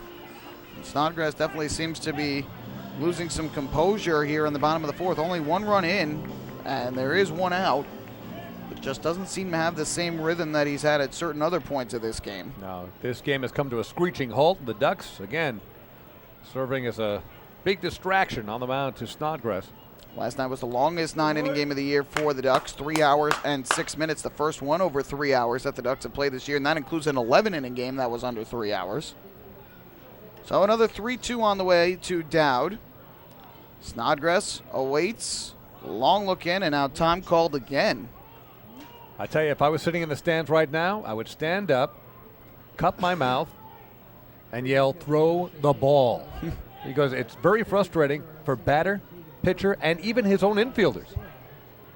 Paying close attention to Puckett. Does not go. Pitch on the way down in the dirt. Blocked there by Martinez. The runner will not go. But back-to-back walks now by Snodgrass as Dowd will take first base. He's been on twice here tonight. Another Municipal Credit Union walk with a purpose. Every time a Ducks batter walks, the Quackerjack Foundation wins. And you get the sense, David, now that the Ducks are in Snodgrass's head, where he has given up 2 stolen bases on the first pitch of at-bats, and every time a runner gets on, as long as it's not to third base like T. Cody, he's constantly paying attention to the runner and focusing his attention more on that than on the batter, and that's why he's walked the last 2. Yeah, listen, pitchers that have won Cy Youngs have had trouble with runners on base, so it's easy to understand why Snodgrass would lose concentration here with the Ducks.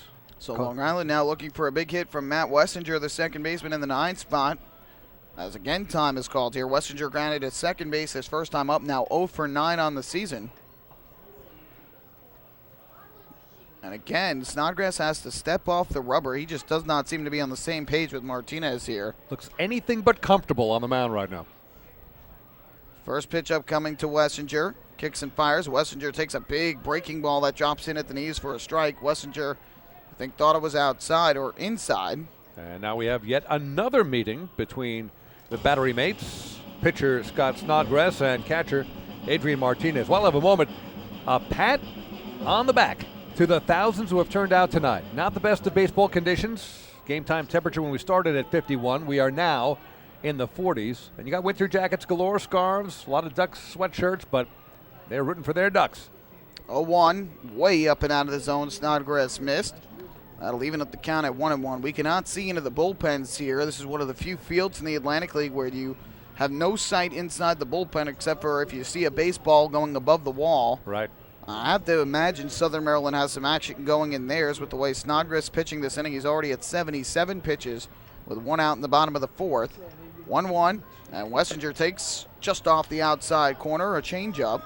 And now ahead 2-1, and the Ducks right now have to just stay patient. They have no real need to be swinging away here against Snodgrass because he's having so much trouble finding the strike zone. That's right.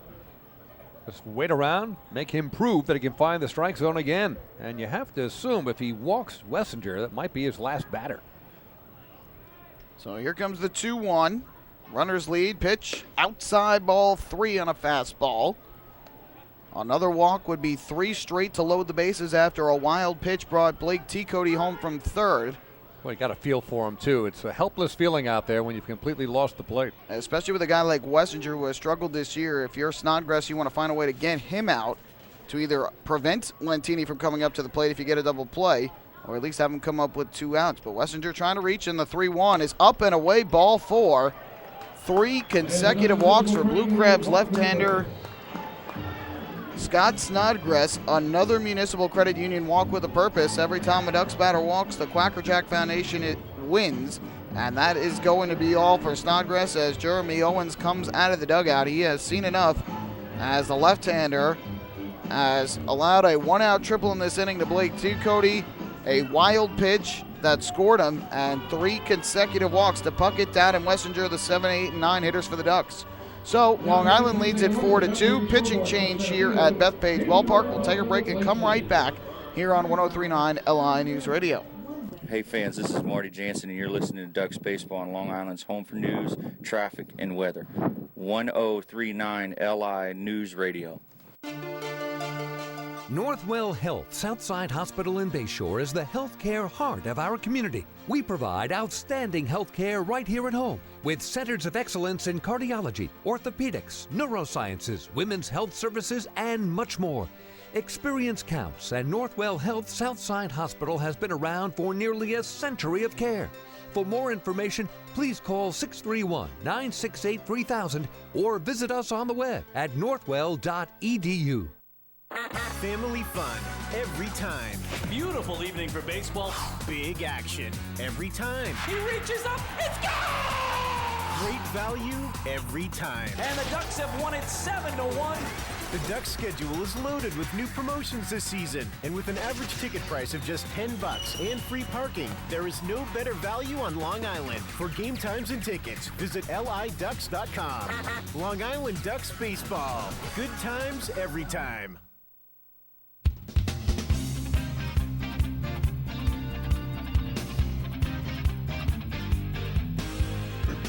Pitching change for the Blue Crabs as left-hander Scott Main comes into the ball game. But before we talk about him, we'll take 5 seconds for station identification here on LI News Radio.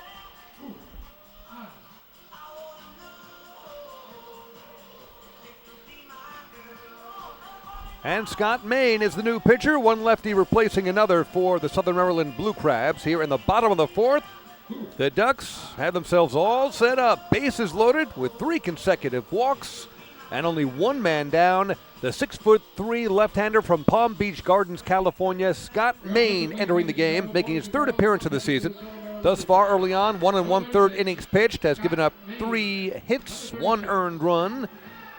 Earned run average of 6 3/4, 1 strikeout, 1 walk. Scott Main in replace of Scott Snodgrass here in the bottom of the 4th inning against the Long Island Ducks, who are looking to add to their 4-2 lead. So Main, the former member of the Bridgeport Bluefish, on after Snodgrass throws a wild pitch that gives the Ducks the 2-run advantage and has walked 3 in a row. And so here's Phelan Lentini, who was 0 for 1 with a walk and a run scored on the night. First pitch, and he takes a breaking ball in for a called strike. The count 0-1. Ducks with an opportunity here to extend their lead and put some more pressure on this Blue Crabs team. Here comes Maine's 0-1. Kicks and deals, and this swung on and slashed foul first base side. Lentini chasing up and out of the zone. And now the count 0-2. Well, it's a defensive swing by Lentini. He was riding up on his hands, kind of hacked it out of play to the right. So, at least to this point, Scott Main is doing what Scott Snodgrass had trouble doing, finding the plate. Puckett, the runner at third. Dowd, the runner at second. Wessinger, the runner at first. The corner infielders playing in. The middle infielders back at double play depth. And it'll be an 0-2 from Main to Lentini. Kicks, deals, and Lentini swings a ground ball foul up the first base line. And the man coaching down at first base for the Ducks. So Lentini able to fight one off, stay alive. Snodgrass ended up throwing 80 pitches, 48 for strikes with the Blue Crabs, just 3 1/3 innings. Gave up 5 hits and 4 walks while striking out 2 and throwing 2 wild pitches. But again, he is responsible for each of the runners that are on base here for the Ducks, and a chance to really rough up his pitching line further than it already is. Boy, and Ducks with an opportunity here to just break this game wide open. And you know Lentini is licking his chops. Main looks in for the sign. Gets the pitch he likes. The runners lead. Now the 0-2. Swinging a ground ball foul again by Lentini. All 3 of those foul balls were off to the right side. All 3 were high and tight pitches, which Lentini basically just sawed off to the right side. He's unwilling to take a pitch here. Lentini wants to smack this one. He is up there ready to swing. Wants to put the ball in play and put the pressure on the Blue Crabs. Well, Lentini steps back in. Main gets the sign in his 0-2 once again, missing inside. That'll run the count to 1-2. Main last year began the season with the Bridgeport Bluefish, ended up with Laguna in the Mexican League, and formerly in the major leagues in 2010 when he pitched in 13 games with the Chicago Cubs. 1-2, breaking ball just off the outside corner. Amazing that Lentini took a pitch like that, but he was expanding the zone up and in. And that one just missed the corner. Main wanted it. Did not get the call from John Grasso, so it's now a 2-2 count. That was a backdoor breaking ball that nearly nipped the outside corner. Main comes set. Each of the runners lead the 2-2. Breaking ball again. Ground ball to the right side. Nelson over into the whole field and throws to first in time for the out. However, Cody Puckett will come home from third. An RBI ground out from Phelan Lentini. And the Ducks extend the lead to 3. It's 5-2. Multiple times in that at-bat, Lentini was going the other way, just kind of hacking at it. Didn't get a whole lot on it. The fact that it wasn't hit hard prevented the Southern Maryland Blue Crabs from even thinking about a double play, but Lentini, one of the hardest players anywhere to double up.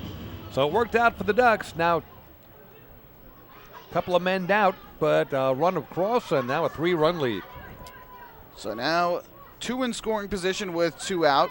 First pitch to Cleary Jr. is taken for a ball, and the count goes to 1-0. Cleary Jr. a single and a sac bunt thus far here tonight.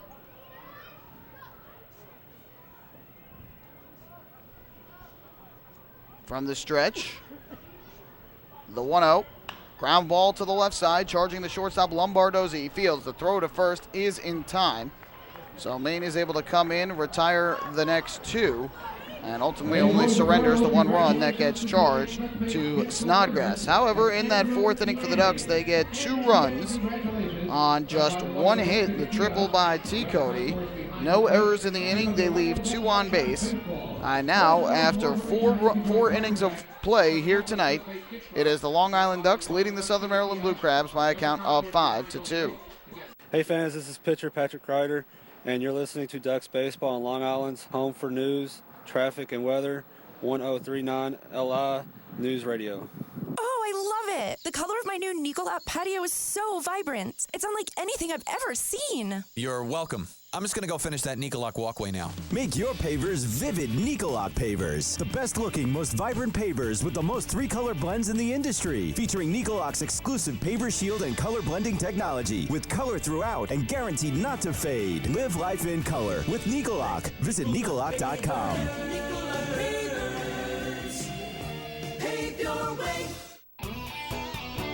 Enjoy the ultimate VIP fan experience at Bethpage Ballpark this season by taking in a Ducks game from the exclusive Trouttown Fan Can. Presented by Roscoe Beer Company, the Fan Can is available for rental at all Ducks home games. It features 12 Dream Seat theater-style padded seats, beverage holders, an air-conditioned atmosphere, and an incredible view of the game. Packages are now available with food and beverage included. To reserve your Fan Can outing today, call the Ducks Group Sales Department at 631-940-3825. The Trouttown Fan Can at Bethpage Ballpark. Your VIP experience awaits.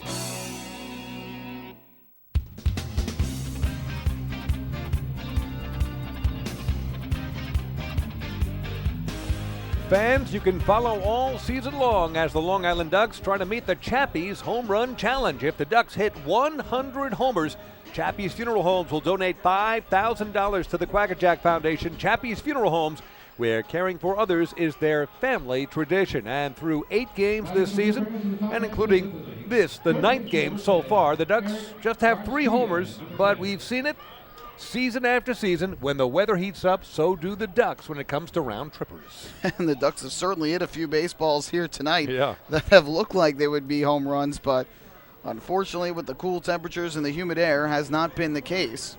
Eric Garcia to lead off against Jock Snodgrass, who begins his 5th inning of work, and he deals a fastball strike. Snodgrass to this point has struck out 7, the most by a Ducks pitcher this year. He's walked only 1 and has allowed 2 runs on 4 hits, only 1 of the 2 runs earned. The 0-1, fastball just missing inside to even up the count at 1 ball and 1 strike. We'll start to take a look at the out-of-town scoreboard as well in this inning, get you caught up at action going on around the Atlantic League and the major leagues. Snodgrass ready, and the 1-1 pitch. Breaking ball grounded foul back behind the plate. Garcia had a base hit to left his first time up. Before we take the look at the out-of-town scoreboard, a little bit of trivia for you right now. About 20 games into the Major League season, which team has the best record in the National League? I'm going to go with the Washington Nationals. Incorrect. It's the Chicago Cubs. Oh, wow. Which team has the best record in the American League?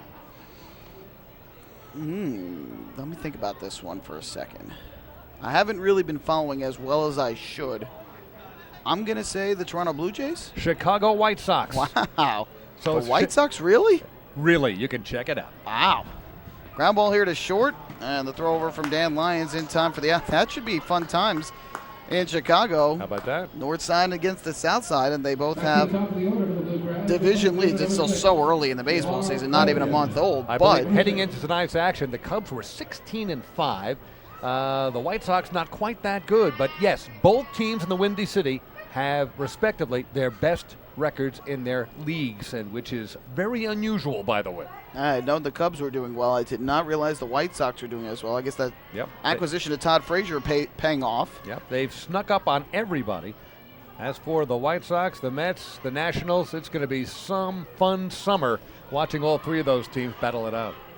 Well, the first pitch missed low and outside here to Jamar Walton with one down and the bases empty. Walton 0 for 2. He takes another pitch low. It's 2-0. In Bridgeport tonight, the Bluefish have a 1-0 lead over the Bees, bottom half of the fourth inning. Brian Dupre, getting the start for New Britain, while Jonathan Albaladejo goes for the Bluefish. Rafael Perez has driven a run for Bridgeport as Walton hits the 2-0 pitch into left. Delta Cleary Jr. moving in. He'll make the catch. And quickly, 2 batters out for the Blue Crabs here in the top of the fifth inning. As for the other scores, they are currently playing in Lancaster, Pennsylvania, and the Patriots keep rolling on. They lead it 4-2 over the Barnstormers. Top half of the fourth inning. Darren Gorski getting the start for the Patriots. Brandon Bixler was the starter tonight for Lancaster. He's already been taken out of this game. Brian Evans now in for the Barnstormers, who have RBIs from Caleb Gindel and Josh Bell tonight. First pitch here is a breaking ball taken low and away by Gary Brown, who thought about bunting. Count 1-0. But 8-0 start for the Somerset Patriots, and the half of those victories came against the Long Island Ducks in the opening series of the season. It's been an unbelievable start for Somerset, who have RBIs tonight from Aaron Eggleston and Jovan Gonzalez, 2 apiece. The 1-0 is down in the dirt. Another ball behind on Brown, 2-0, as Brown 0 for 2 thus far in this game. Meanwhile, the York Revolution are beating up the Skeeters right now, 9-1. York leads bottom of the fifth inning at Peoples Bank Park. 6 runs in the fifth inning thus far for York. As the 2-0 is a fastball in for a called strike, count 2-1. After Ian Marshall was starting for Sugar Land, the former Duck got roughed up for 6 runs in 4 2/3 innings. Chris Tripe has now come in. And for York, Matt Neal, the starter, in cruise control right now, leading by 8. Snodgrass with a 2-1 count. Pitch on the way. Brown squares to bunt, pulls back, takes just low. And the count now 3-1. York being led with 2 hits, 2 runs batted in, and 2 runs scored tonight from Brian Pounds. So now a 3-1 pitch on Brown with Lombardozzi waiting on deck. Snodgrass kicks and fires, and the pitch on the way low and inside, ball 4. Just the second walk issued by the left-hander tonight. So with 2 down, a walk to Brown, and that will bring up Lombardozzi, who has struck out twice in his 2 trips to the plate tonight. Yeah, that really says a lot about Snodgrass. That he's had such good control tonight. He's been around the plate, along with those 7 strikeouts. Kept the ball on the ground, couple of flies mixed in, but only walk number 2. So Snodgrass trying to rebound here against Lombardozzi, who hits from the right side. He's a switch hitter. Brown leads at first base, and Snodgrass will throw over to check on him. Major League Scoreboard, Yankees have a 1-0 lead over the Red Sox, bottom of the fourth inning up at Fenway Park. Masahiro Tanaka for the Yankees, Henry Owens for the Red Sox. Alex Rodriguez hitting his 4th home run of the season for New York. And I'm sure he heard it from the Fenway faithful after leaving the yard. You know that. First pitch, Lombardozzi, a ground ball to the left side. Backhanded by Dan Lyons, goes to second for the force, and it's in time for the out. Great play by Dan Lyons, ranging into the third base hole and showing off his strong arm to retire the side. No runs, no hits, a walk and a runner left for the Blue Crabs. We are halfway through on this chilly Friday night. Ducks lead 5-2. Hey fans, this is catcher Mike Blank, and you're listening to Ducks Baseball on Long Island's home for news, traffic, and weather, 1039 LI News Radio. Municipal Credit Union is a proud sponsor of the Long Island Ducks. For 100 years, MCU has helped New Yorkers achieve their goals with competitive financial products and services. Meet your important or unexpected needs with an MCU personal loan. Whether it's the cost of moving, a family vacation, or even home repairs, an MCU personal loan is a simple solution. To learn more about how an MCU personal loan can work for you, visit nymcu.org today. MCU, celebrating 100 years of service. Take your group out to the ball game this season and enjoy all the fun of Ducks baseball at discounted prices with the picnic area, luxury suites, the Smokin' Owls party deck, the Trout Town fan can, and so much more. Bringing your group to the game will be an unforgettable experience. The Ducks even offer opportunities to sing the national anthem, serve as the Ridgewood Savings Bank color guard, be the Nicolak Dream Team, put on a pregame performance, or shag fly balls during Ducks batting practice. To book your outing today, call 631-940-3825 and ask for the group sales department. Long Island Ducks baseball. Good times every time.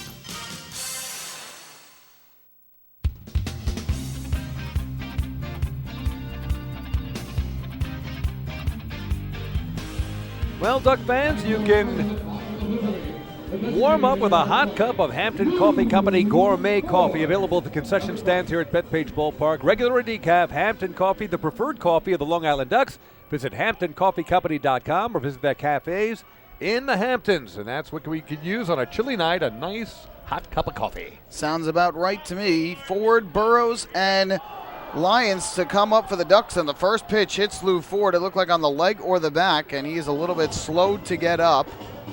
I think he'll be okay and make his way down to first, and obviously a scary sign when you're a Ducks fan or a player or coach on the Ducks and you see your man Lou Ford go down. First pitch fastball that came inside. That's not going to feel too good, especially on a cold night. But Ford on to lead off here in the fifth inning. Yeah, Lou had his 6-game hitting streak snap last night. He walked a couple of times, but was 0 for 3. Tonight, a sac fly, hit a ball a long way to left, but was caught just short of the warning track. That did drive in a run. He's also struck out. So, Lou frustrated, wanted to get up there and give a good hack, but gets hit by a pitch. He's on, though, leading off here in the fifth. So that'll bring Sean Burrows up to the plate from the left side. Squares to bunt and pushes it towards third base. Grabbed there by the third baseman. Brown thought about going to second. Instead goes to first. Not in time. Sean Burrows beats it out. And the Ducks now have runners at first and second with nobody out on the bunt single by Sean Burrows. Some bunt single. That thing was a big hop to the third baseman of the Southern Maryland Blue Crabs, Eric Garcia, who looked like he wanted to go to second, couldn't pull the trigger, instead goes to first. It looked like a bang-bang play at first, but I bet you if we had replay, Michael Snyder at first base, I think hopped a bit, took his foot off the bag. Either way, Burrows is safe, and the Ducks are set up with 2 on and nobody out. I was surprised to see Burrows bunting there, but he's been scuffling a little bit at the plate, so trying to find a way to get on, and he is able to do so, getting that bunt single, and now we'll see what Lyons does with 2 on and nobody out. He squares to bunt, and that one came in. He bunted it foul third base side. I wasn't sure if that had hit him or if he bunted it, but Maine with a little bit of control issues here, and Lyons ends up bunting it foul, 0-1. Yeah, it's one of those unusual rules in baseball that if you swing at a pitch or try to bunt at a pitch, even if it hits you, it counts as a strike. And that one may indeed have caught part of Dan Lyons. It is 1 ball and no strikes to Dan, but 2 on, nobody out, and he handles the bat so well. So bunting, maybe a Butcher Boy type chopping swing or swing away, he can do anything. Again, I think he fouled that one off, and that's why he's back at the plate. So I do think the count is 0-1 here. Yeah, I think you're right. If that was not a strike, the way the ball carried, it would have had to have hit him. So the runners continue to lead. Here's the 0-1. He squares to bunt again and pops this one up. Third base side, foul territory. Neither's going to be able to get it. A big break for the Ducks there. Right in between the catcher Martinez, the third baseman Garcia. As they both ranged in, neither could get it. And so Lyons still alive with a count of 0-2. And now with 2 strikes, unless it's a shocker to everybody, Dan's not going to be trying to lay one down here. He's going to be swinging away. But you're right. That one popped in the air, but not quite high enough for anybody to get to it. So now I have to think Lyons will be swinging away with a count of 0-2. The runners lead from first and second. Nobody out. The Ducks leading by 3 in the fifth. 0-2 to Lyons is a fastball just missing below the knees. And the count goes to 1-2. Finishing up on the out-of-town scoreboard, the New York Mets right now have a 4-0 lead over the San Francisco Giants at Citi Field as they play bottom half of the third inning. Michael Conforto, an RBI double. Yoenis Cespedes, a 2-run single. And Neil Walker with an RBI double. As here, a line drive in the air to left towards the line. That's going to land fair and head into the corner. Ford around third. He will score. Burrows is going to stop at second. An RBI single for Dan Lyons. And it's a 6-2 lead for the Ducks in the 5th inning. For the third time in this game, Dan Lyons hits the ball hard. A line drive out to deep left his first time up. Hit it to center next. This time, down the left field line, got almost all of it. One bounce into the mid of Jamar Walton, and Lyons drives in run number 6 for the Ducks. So Long Island has a 4-run advantage. Now Blake Ticotti, who has had a good night, comes up to the plate halfway to the cycle. And he takes the first pitch in for a called strike, 0-1. So for Dan Lyons, his 5th run batted in of the year. For Lou Ford, his 4th run of the season. And both Ford and Burrows kind of had to wait to make sure that ball wasn't going to be caught by Walton before taking off around the bases. That's why only 1 run able to score and why Burrows only made it to second. Here comes an 0-1 in the lefty-lefty matchup. Ticotti grounds this one foul first base side. And the count now 0-2 on the Ducks center fielder, who picked up his 5th double of the year back in the second, nearly hit it out to right, and then scored on the RBI single by Cody Puckett. And then last inning, a triple into the right field corner, his 1st of the year, and then scored on a wild pitch. So 2 extra base hits and 2 runs so far for Ticotti, now trying to drive some runs in. 0-2 from Maine. Breaking ball taken up high. And the count goes to 1-2. Ticotti batting from the left side. This is the second southpaw he's seen in this game. Scott Snodgrass, the starter. Now here's Scott Mann. You got to love the way Ticotti just hangs in there against lefties. He's not moving off the plate. Main comes set, looks to second. The 1-2, swinging a ground ball to first, and it goes under the glove of Snyder. He recovers, but nobody covering first base. Safe at first is going to be Ticotti. It's going to be an error on Michael Snyder. Yeah, that's a tough error on Snyder. He gets charged with it. However, you want to give the error to anybody, give it to Scott Main, who should have been over at first base covering. Absolutely and he was just a couple of strides off the pitcher's mound. And as you say, when Snyder turned around to underhand it to first, the only person he could have tossed it to was Ticotti. And I don't think that would have gotten him out. It's not like you could throw the runner out by hitting him with the ball. Although I have played that type of baseball before. Oh, jeez, that's no good. It hurts. So Ticotti on the error. Bases loaded, nobody out. Big chance for the Ducks as Puckett fouls one back behind the plate. 4 men have come up to the plate. A run is already in for the Ducks on 2 singles, a hit by pitch, and an error. Sloppy game here for the Blue Crabs in what is a very slow-moving contest to this point. Well, the Ducks have 1 in to lead by 4 and a chance to really blow this game wide open against Scott Main. Here comes an 0-1. Main comes set at the belt, kicks and fires, and Puckett takes a big breaking ball up and outside to even up the count at 1-1. So again, we mentioned the Mets leading it by a count of 4-0 in this game. Now it's 6-0 thanks to a 2-run double by Asdrubal Cabrera. Mets beating up on Jake Peavy. Michael Broadway is now in. And who's on the mound for the Mets? Steven Matz, the Long Island native, on the mound, having a good night thus far and getting a ton of run support. The product of Setauket and Ward Melville. Breaking ball hit high in the air to left center field. The center fielder Brown has a beat on it. He'll make the catch. Burrows tags just to draw the throw. So Puckett unable to get the run in as he flies to center. 1 man out, and that will leave it up to the catcher, Mike Dowd. Yeah, not nearly deep enough for Kevin Baez, who has been a swashbuckler as a third base coach here tonight. Manager Kevin Baez sending everybody racing home, but in this case, discretion, the better part of valor. And the final score on the scoreboard tonight, the New York Red Bulls at home against FC Dallas lead at 2-0. Lloyd Sam in the 37th minute and Sasha Question in the 52nd have accounted for the 2 Red Bulls goals. And now that it's going to bring the pitching coach of the Southern Maryland Blue Crabs, Bill Bliss, out to the mound in his first season as pitching coach for the Crabs to have a conversation with the entire infield here. Boy, this game really has slowed down with the amount of mound visits. This is already their 2nd mound visit. And they're only allowed 3 in the first 9 innings. This only the bottom of the 5th. I'll tell you when this game came to a screeching halt. When the Ducks started running the bases like lunatics, and the starter, Scott Snodgrass, was driven to distraction, taking so long even to deliver a ball to the plate, constantly looking over his shoulder at third base, second base, first base, wherever the Ducks were residing at the time. And that took quite a bit of time before he was pulled from the game. And now the Ducks building quite a rally, just 1 run in, 1 out, but the base is still juiced. And Long Island only with 2 stolen bases, but as you mentioned, they had stolen them on the first pitch of at-bats, and so that's what got Snodgrass really looking at the runners, paying more attention to him. Here's Mike Dowd at the plate with the bases loaded and 1 out. He swings and misses at a changeup diving down and away. The count 0-1.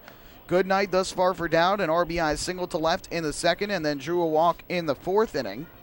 So he's been on base both times, and again, the Ducks don't need a hit to get a run here. They can get it on and out as long as it's deep enough. Burrows does not have great speed at third. 0-1, and Dowd swings and misses. Big breaking ball from the left-hander Maine, and he gets Dowd to swing through it 0-2. Long Island with the bottom part of the order up at the plate here, but before that fly out by Puckett, the bottom 3 had been on base 5 of the 6 times they had come to the plate. 3 of those on walks. Here comes an 0-2. Maine kicks and fires, and Dowd will take a fastball in for a called strike 3. Dowd was looking breaking ball. He took the fastball, so back-to-back outs recorded here by the left-hander Maine. That's his first strikeout. And now anything that scores, if any does, from this point on would be unearned. And with 2 down, that will leave it up to the Ducks' second baseman, Matt Wessinger. So bases still loaded with 2 down. The Ducks, with all the work they have put into this half inning, only 1 run has come across so far. Breaking ball here, missed off the outside corner for ball 1 to Matt Wessinger, who grounded to second base on the first pitch he saw in the second inning, and then drew a walk in the 4th before Snodgrass was taken out in favor of Maine. Here's the 1-0, and Wessinger takes inside, hits off the glove of the catcher Martinez. It'll go back to the backstop. Into score from third is Sean Burrows.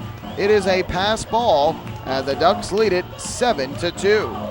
Boy, how many pass balls and wild pitches have we seen over the last 2 nights? But the Ducks will take it any way they can get it. So another deuce up on the board. Ducks have scored twice in innings number 2, 4, and 5. And that single run in the first. Total it all up, put it in a blender, pour it out. 7-2 lead right now. The Ducks will take the runs any way they can get them here with the ineffectiveness of the Blue Crabs pitching tonight. Now a chance for a base hit to drive in 2 more. The 2-0 fastball. That missed inside ball 3.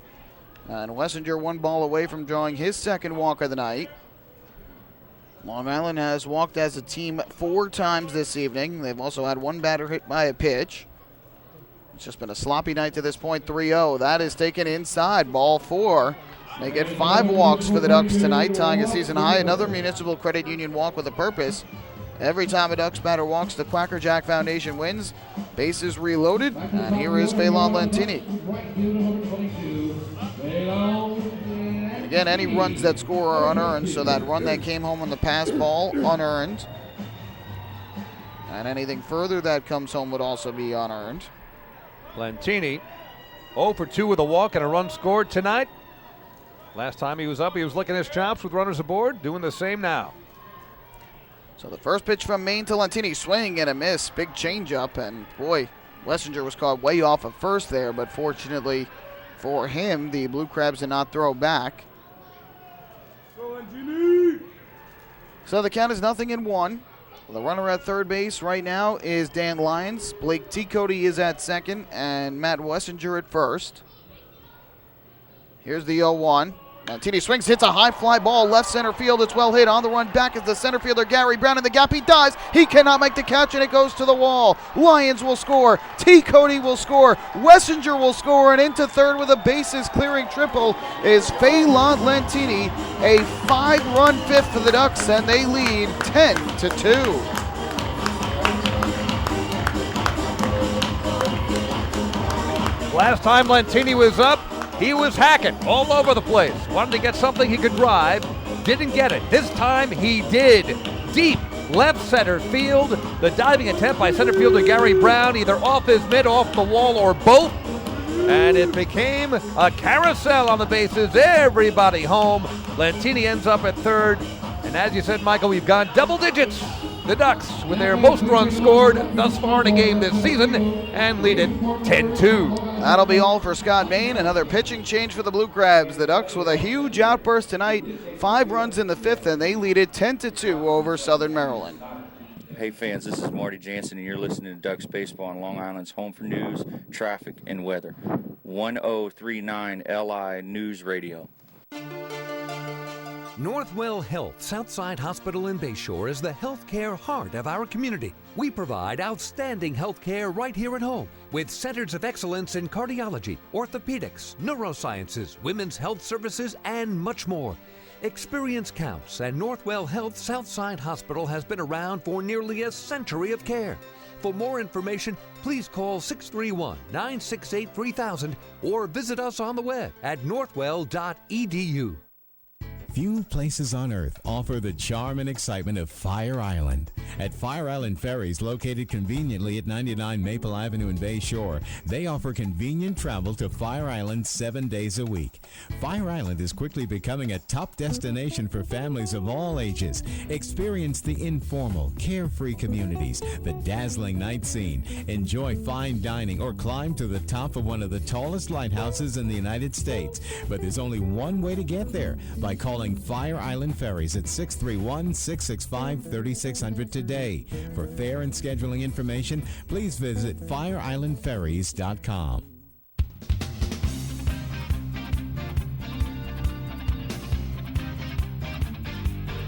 Back at Bethpage Ballpark, David Weiss, Michael Pollack, Long Island Ducks, Southern Maryland Blue Crabs, and the Ducks have broken this thing wide open in the bottom of the 5th, putting up a 5 spot, and they may not be done. Phelan Lentini with a 3-run triple, chasing Scott Main in relief of Scott Snodgrass out of the game. So the third pitcher of the game for the Blue Crabs enters Brian Grunning, 5'11" right-hander from Colorado Springs, Colorado.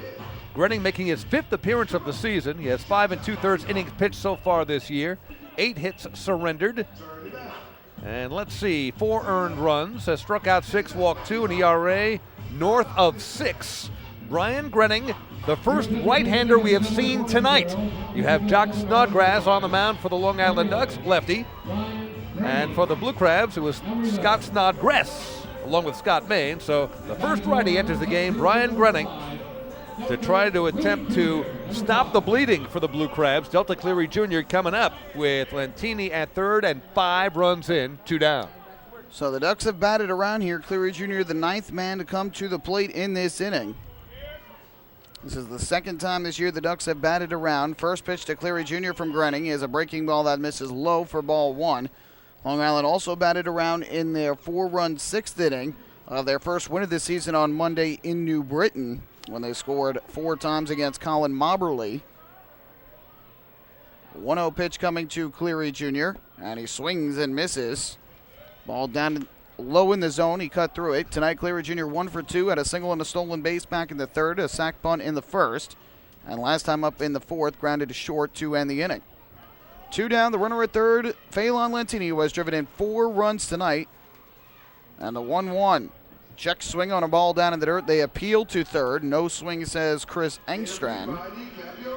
And now 2 balls and a strike on the Ducks left fielder with Lou Ford waiting on deck, and he started it all with a hit by pitch. And how about a way to respond if you're the Ducks by scoring 5 runs when your leadoff hitter and most veteran player on the team gets hit by the first pitch of the inning? Well, I tell you, skipper Jeremy Owens of the Blue Crabs going to have nightmares about this inning. Hit by pitch, an error, pass ball, and more. 2-1, ground ball to short. Charging Lombardozzi fields the tough hop, throws on the run in time for the out, and the side is retired, but the Ducks send 9 men to the plate. They get 5 runs, only 1 of which was earned on 3 hits in the inning, 1 big error. There was a hit by pitch, a pass ball in there as well, 1 runner left for the Ducks, and through 5 here at Bethpage Ballpark, Long Island in front by a count of 10-2. Hey fans, this is relief pitcher Bruce Kern, and you're listening to Ducks Baseball on Long Island's home for news, traffic, and weather, 1039 LI News Radio. Hey PSEG Long Island customers, want to learn how to save on your electric bill? Here's one way. You can save up to $100 each year by simply replacing 10 incandescent bulbs with CFL or LED bulbs. Want to save even more? Take our online home energy survey. It's free, it takes just 10 minutes to complete, and it may save you hundreds more. Find out about our energy efficiency programs at www.pseglyny.com/save-money. M&V Limousines is the official bus company of the Long Island Ducks. Family owned and operated, they've been in the business for over 23 years. M&V Limousines offers coach buses with Wi-Fi and restrooms, party buses, exotic limousines, and so much more. Whether you're looking for transportation for weddings, proms, corporate outings, or long-distance trips, they've got the right vehicle for you. Visit their showroom in Comac or check them out online at mvlimo.com. M&V Limousines, the official bus company of the Long Island Ducks.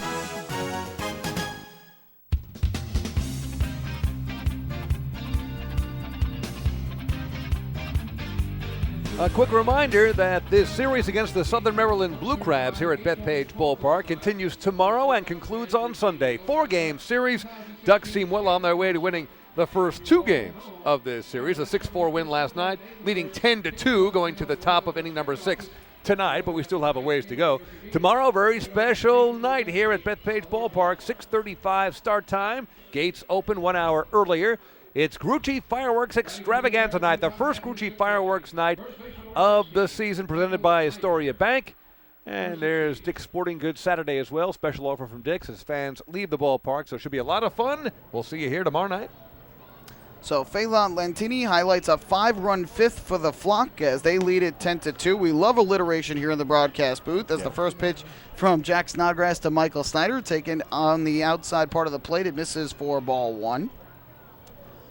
And Long Island in a good position here tonight, giving Jack Snodgrass plenty of support as this fouled off to the first base side out of play, 1-1. Snodgrass tonight, 5 innings thus far, has allowed just 2 runs on 4 hits, 2 walks, 7 strikeouts. Much better performance here tonight than in his first outing to this point, and Long Island has certainly given him much more runs of support. Last time with just 1 run in that 6-1 loss to Somerset. The 1-1 here, Snyder takes a breaking ball strike over the inside corner. Looks like a good slider, and it's 1-2. Snyder walked and scored way back in the 2nd inning, and then struck out swinging, leading off the 4th. That was the 5th of Snodgrass's 7 Ks. And the 1-2 breaking ball lined foul down the right field line into the seats. To this point, Snodgrass 77 pitches, 50 for strikes, so he's been fairly efficient. I think Kevin Baez would be happy here if he can give the Ducks 6 innings tonight, especially leading by the count that they lead right now. Here comes the 1-2. Pitch on the way, off the outside corner to even things up at 2-2. Yeah, Jack Snodgrass has only had 2 problem innings, the 2nd and the 4th. 1, 2, 3 innings in the 1st, 3rd. And in the 5th just gave up a walk. So overall, he's been in command, getting better as he goes along. There he just misses up high. So after getting ahead 1-2, the count now goes full at 3-2 on Michael Snyder. I certainly hope I didn't put the whammy on Jack Snodgrass by saying he's in complete control. Ducks infield straight away for the righty hitter. And the pitch on the way is swung on and missed, strike 3. Oh, what a changeup from the left-hander Snodgrass. His 8th strikeout of the night. And there's the first out of the 6th inning. When he's got that pitch working, he is almost unhittable. As we said, setting it up with that great pop on the fastball, which he established early on. And he's got that herky-jerky, all arms and legs, 6'6" delivery. And that's a lefty. Little Randy Johnson-like. Of course, Randy was 6'10", and he was really coming at you with all kinds of limbs. But Snodgrass has everybody off balance at this point. Yeah, the first pitch here is a breaking ball called strike over the outside corner, 0-1 to Kwan-Jen Chen, who has had a good night in his first start of the year. A double to right back in the 2nd inning that drove in a run. He later scored on an error by Mike Dowd. As this one ripped on the ground, fair off the bag at first and down the right field line. He's got his 3rd hit of the ball game. Lantini over the field, fires it back in towards second.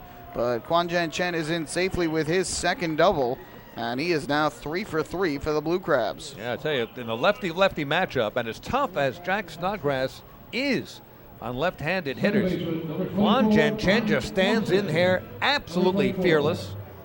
He's not stepping in the bucket. He is hanging in, and he has hit the ball hard 3 times.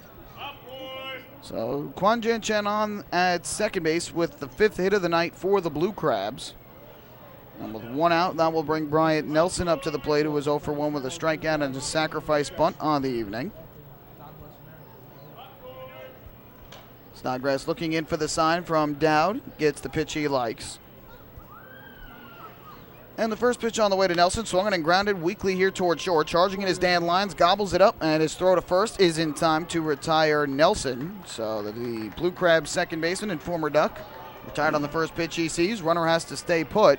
The Pizza Hut K-Man, right field at number 13. I was surprised to see Kwan Jen Chen staying put there. It was a ball that was slowly chopped, and Lyons had to charge in on it. I think if Kwan Jen Chen broke on the pitch, he probably would have made it to third. Lyons would have taken the shore out at first, especially up 10-2. Yeah, I would think so. Maybe because it's 10-2, why take a chance? You need lots of base runners. There's no such thing as an 8-run homer. So with Nick Akins at the plate. With all technology these days, they haven't invented an 8-run home run yet. If they invented, the Atlantic League would invent it. This is true. First pitch here, misses down low for ball one. It's a good thing you said that. The Atlantic League today announcing another innovative project that they're doing. Each team in the Atlantic League has received a new set of catcher's gear with excellent graphics on it depicting team marks and community-inspired designs.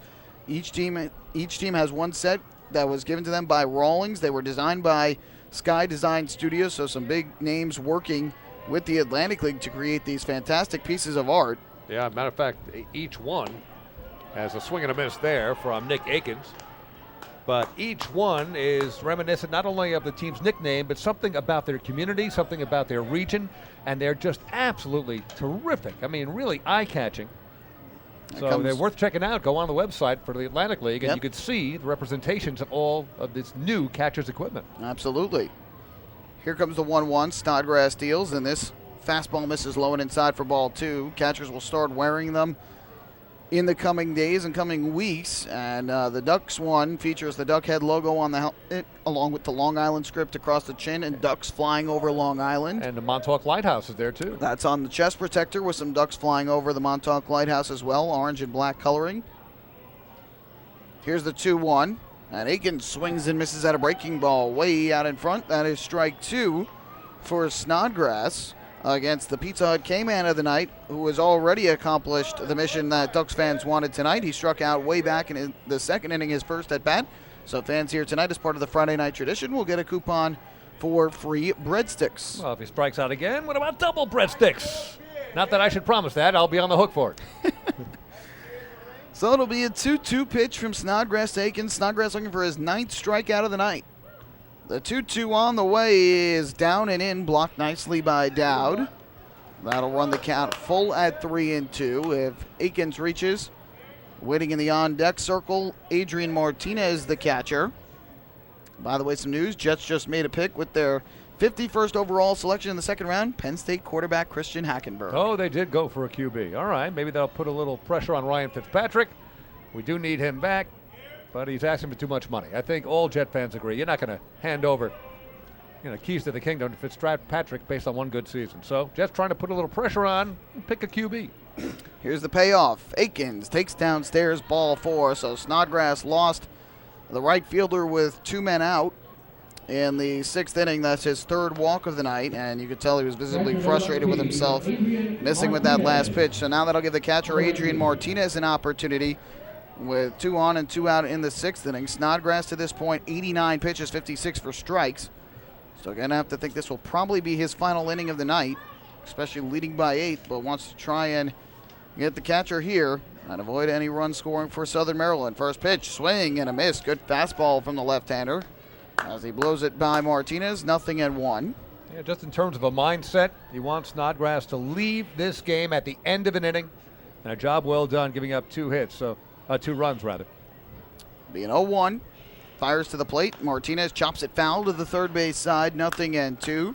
Martinez has gone down by way of the K twice in this game, in the second and in the fourth.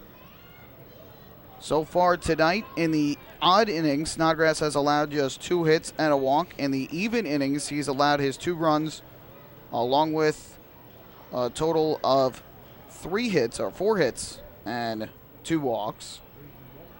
Here's the 0-2. Breaking ball, grounded foul past Jeremy Owens and down the third base line. Martinez fighting to stay alive.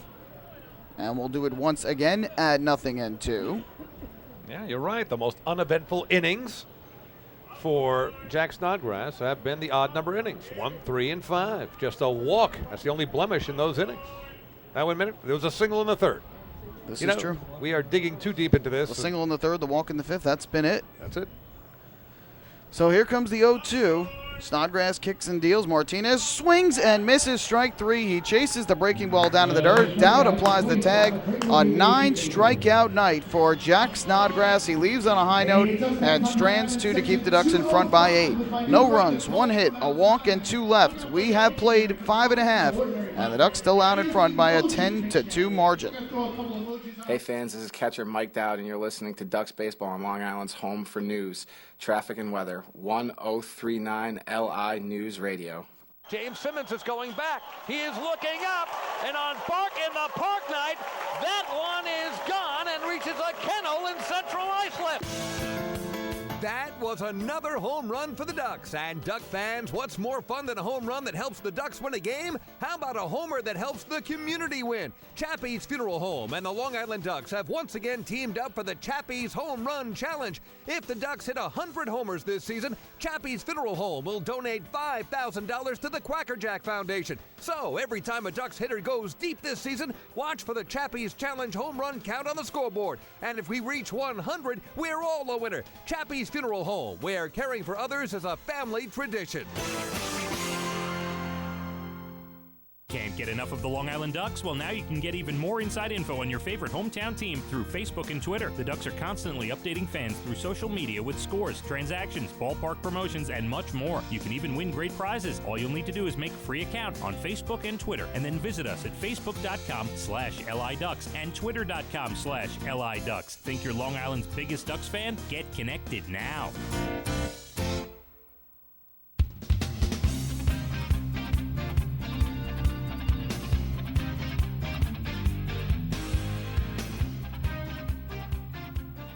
Ducks lead it 10-2 as we go to the bottom half of the 6th inning. By the way, Ducks fans, kids clinics for the 2016 season are now on sale. 3 days of fun and games here on the field at Bethpage Ballpark, where children will receive instruction from Ducks players and coaches, lunch each day of the clinic, and an official Long Island Ducks hat and t-shirt combo. First clinic session is July 28th through the 30th, and the second from August 11th through the 13th. They run from 9 a.m. to 12:30 p.m. If you sign up for both clinic sessions, you'll receive a bonus offer of a free membership to the Ducks Bethpage Federal Credit Union Kids Club. Move forward taking ball 1 to start things off in the bottom of the 6th. So a great way to sign up now, play on the field here at Bethpage Ballpark, and learn some tools of the trade from members of the Ducks. Ground ball towards the middle. That will get through. A base hit for Lou Ford.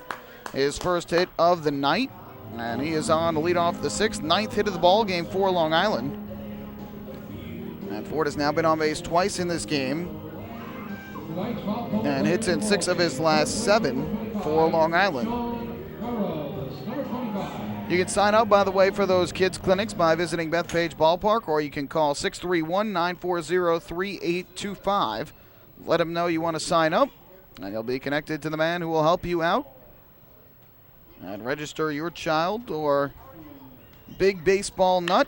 As Burrows lines one in the air to right, well hit going back. The right fielder Akins makes the running grab. Well struck ball by Burrows.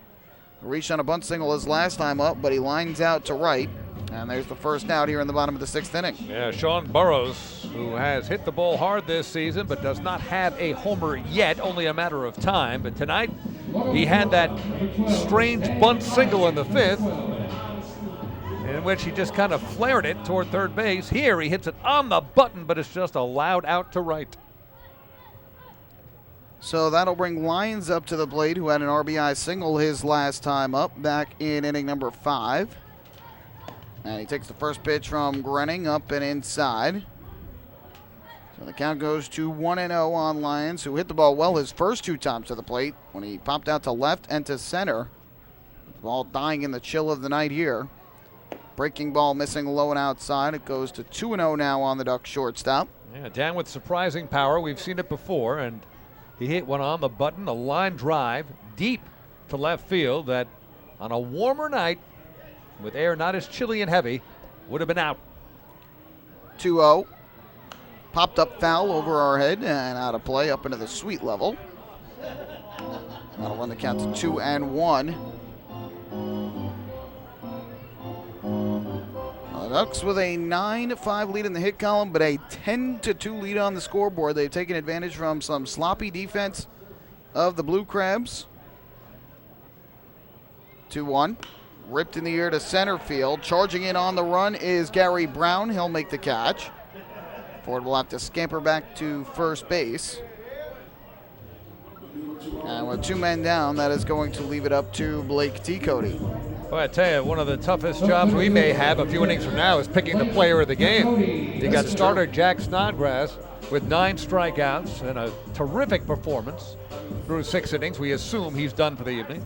Phelan Lentini with 4 runs batted in. And you got Blake T-Cody with a double and a triple. And he has reached all 3 times, although the last time on an error, but he's hit the ball on the button. By the way, I think Dan Lyons reached. That must have been catcher's interference. Yeah, I think you're right. So Lyons reached on, I guess, what was catcher's interference.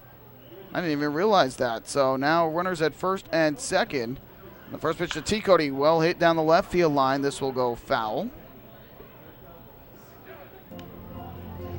So that's going to go down as an error against the catcher. Second error of the game for Southern Maryland. And Lyons reaching at first. Countdown 0-1 here, so we'll see if the Ducks can take advantage of that catcher's obstruction call. Something we've seen on the major league level a few times this season. Now we see it here. High fly ball in the air to shallow right center. On is Gary Brown camping under it. He'll make the catch. So Blake T-Cody is denied reaching base for a 4th time tonight. Nonetheless, T-Cody with a double, a triple, and 3 runs scored tonight. And Cody Puckett coming to the plate, looking to add more misery to the Southern Maryland Blue Crabs, who have had a miserable night overall. So with 2 men out now and 2 runners on base, that will leave it up to Puckett. As an RBI single, Wonka has scored twice in this game, but popped out to center his last time up, and he swings and grounds one foul. Count goes to 0-1. Puckett really got off to a rough start on the road trip to begin this season, especially in the most recent series when they played against the New Britain Bees, in which he was 0 for 10, but since coming home he had 2 hits yesterday, has been on base twice today, and has driven in a run and scored at least 1 run in both games. Here Puckett takes a breaking ball down in the dirt for a ball. That'll leave it up the count at 1-1. The Ducks were not panicking when they struggled on that opening road trip. They knew it was early, knew there was plenty of time in this season, but they wanted to find a way to get going here at home. And in the first 2 games, a 6-4 win yesterday, and they lead it 10-2 here tonight in the bottom of the 6th. The 1-1, ground ball hit to short. Big hop for Lombardozzi, who goes to second for the force. And the side retired for Long Island. So the Ducks threaten to add to the lead, but they cannot.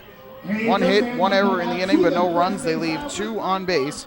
And after 6 tonight, it's the Ducks 10 and the Blue Crabs 2.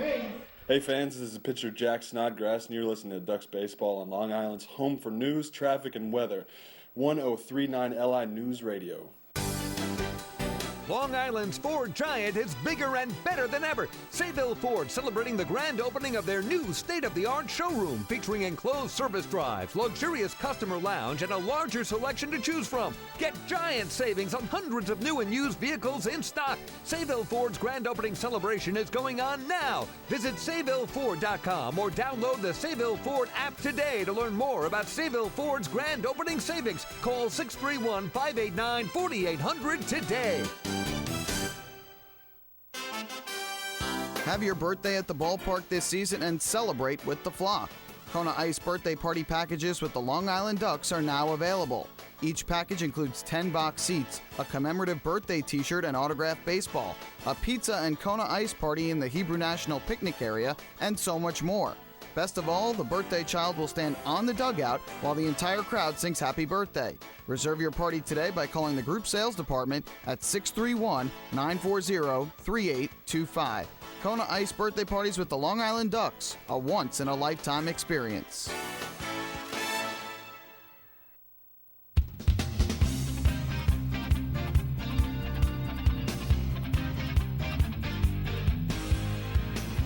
Back at Bethpage Ballpark, David Weiss and Michael Pollock. Long Island Ducks, Southern Maryland Blue Crabs going to the top of inning number 7. And the Ducks with a healthy 10-2 lead. And unless I stand corrected, I believe the new pitcher for the Long Island Ducks is Jarrett Casey. Is it? What is it? It's actually Yuri De La Rosa, left-hander Yuri De La Rosa. They are both lefties, though, so it's tough to see the 8 and the 6. You got to grade me on a curve. I told you. I won't hold it against you. Yuri De La Rosa, the 5'9" lefty from Santiago, the Dominican Republic. De La Rosa on the season, making his 4th appearance. He has pitched 2 full innings thus far, has given up 2 hits, 4 earned runs, has struck out 4, walked 1, a lively arm, inflated ERA, but it's still early. And with a healthy padding of an 8-run lead, skipper Kevin Baez can afford to give many of those in his bullpen who haven't seen action in a few days some work. So Yuri De La Rosa, new pitcher for the Long Island Ducks, replacing Jack Snodgrass, who was very sharp here tonight with 9 strikeouts and only 2 runs surrendered. We'll get you his final line momentarily, but we go to the 7th inning, and Eric Garcia will lead things off. It is lightly raining here now at Bethpage Ballpark. We can look up into the lights and see some rain falling as the first pitch is taken for a called strike, 0-1. Garcia a single to left his first time up. That was back in the 7th inning, and bounced to short in inning number 5. The 0-1, that breaking ball in for a called strike, nicely thrown. And quickly 0-2 on Garcia. Lefty swinger against the lefty pitcher, and as you mentioned, David, a terrific night tonight for Jack Snodgrass. A great start and great offense for Long Island. Here comes the 0-2. Breaking ball tapped weakly here to the third base side of the mound. De La Rosa picks it up. He sidearms to first low, and it's going to get past Burrows. Safe at first base there is going to be Garcia.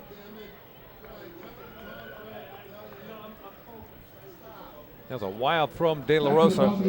Just tried to fling it sidearm, and it just skidded on by, so no advance from Garcia, who stays at first. They're going to rule that an infield single. That was not an easy play for the pitcher, De La Rosa. It was just a chopper to the third base side. Garcia does have good speed, too. And it would have been bang at first, but had to make a long throw and ended up skipping by, so it'll be an infield single. Here, De La Rosa takes a nasty breaking ball in for a strike. And the count goes to 0-1 on Jamar Walton, who is 0 for 3 on the night with a ground out and 2 flyouts. De La Rosa comes set and is 0-1. And misses off the outside corner for a ball. So now 1 ball and 1 strike.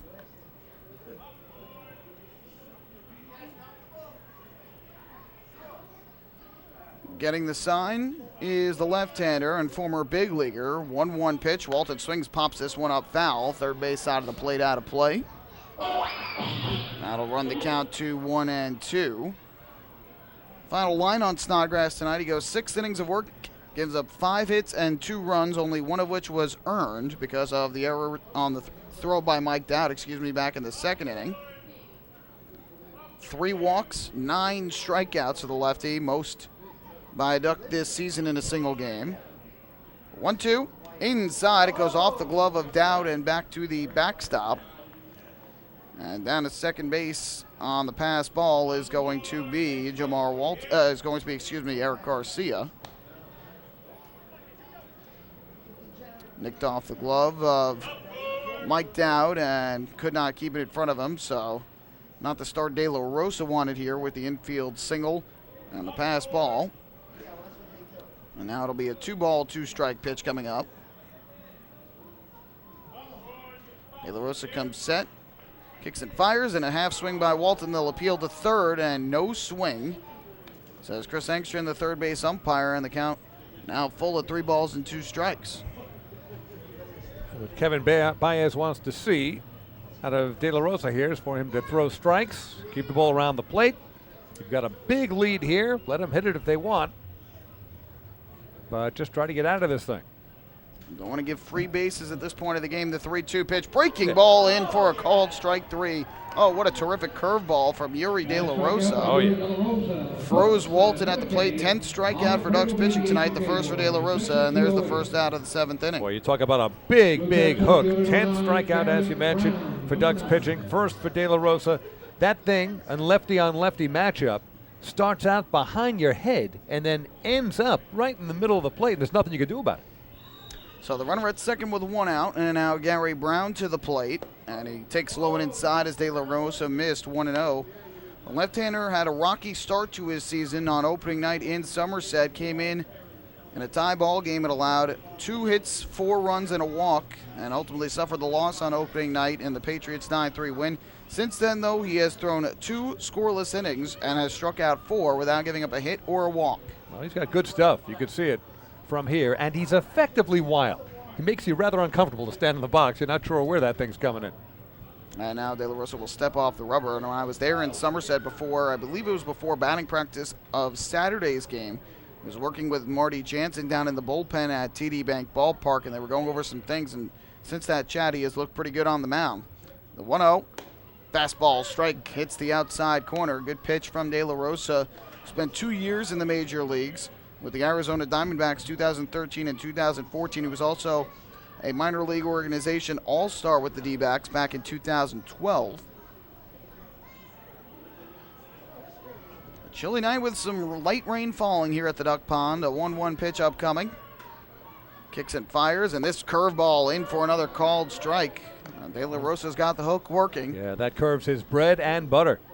And he's got good pop in the fastball. You've heard the pop in the catcher's mitt of Mike Dowd from up here. He can mix them up pretty good. And we'll see if he goes back to that breaking ball here to try and get strikeout number 2. 1-2, big curveball, and just getting a piece of it was Brown to fight it off and stay alive. Yeah, when you got somebody with a curve that effective, it's all about timing at the plate. You got to be looking curveball. And then, of course, you might be surprised by a fastball that you may not be able to catch up to. That makes De La Rosa potentially very effective. 10-2 Ducks, top of the 7th of a slow-moving game here at Bethpage Ballpark. De La Rosa's 1-2, and Brown will swing and miss at the fastball, strike 3. Wow. So after throwing him a couple of nasty hooks, he dials up the fastball. Back-to-back Ks for De La Rosa. And with 2 away, that will leave it up to the shortstop, Steve Lombardozzi. 11 strikeouts for Duck pitching here tonight. Ducks pitchers have been striking out a lot of hitters here in the early going. Entering tonight's game, Long Island pitching has struck out a league-high 73 batters, and now you add 11 more here tonight. If my memory serves correct, the Ducks were at the top or very close to the top of the Atlantic League last year in the strikeout department. Here's Lombardozzi to the plate. Line drive into left field, that's going to be a base hit.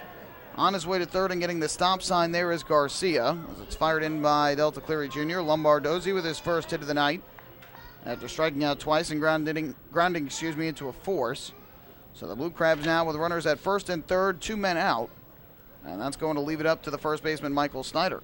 A reminder that Steve Lombardozzi, the leading hitter in the Atlantic League, came into the game here tonight with a rather sizable average of .452. In fact, something I mentioned earlier this evening, Michael, that I think you had stepped out, but last night, Lombardozzi was 2 for 5.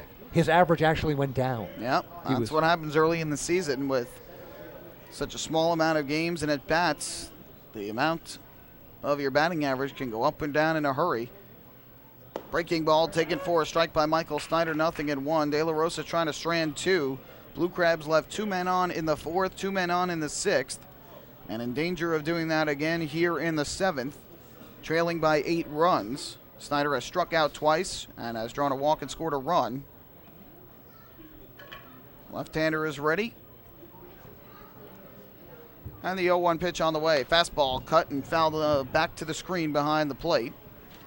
Now it's 0-2, and De La Rosa 1 strike away from a scoreless 7th. Well, Snyder with a home run cut there, and he does lead the Atlantic League in homers. At least he did entering play tonight. The only player in the league with 4 home runs. He's driven in 8, so he's done some damage and looking to maybe do a little here. Does he go with the fastball or does he go with the hook? It'll be an 0-2 on the way from De La Rosa to Snyder. Kicks, fires, fastball, just missed high. A little bit above the belt. De La Rosa tried to get strike three with a fastball there to Snyder. Just missed, and we'll do it again, this time with a count of 1-2. Boy, if you like lefties, you'll love the game tonight. We've had 5 pitchers in total. 4 of the 5 southpaws.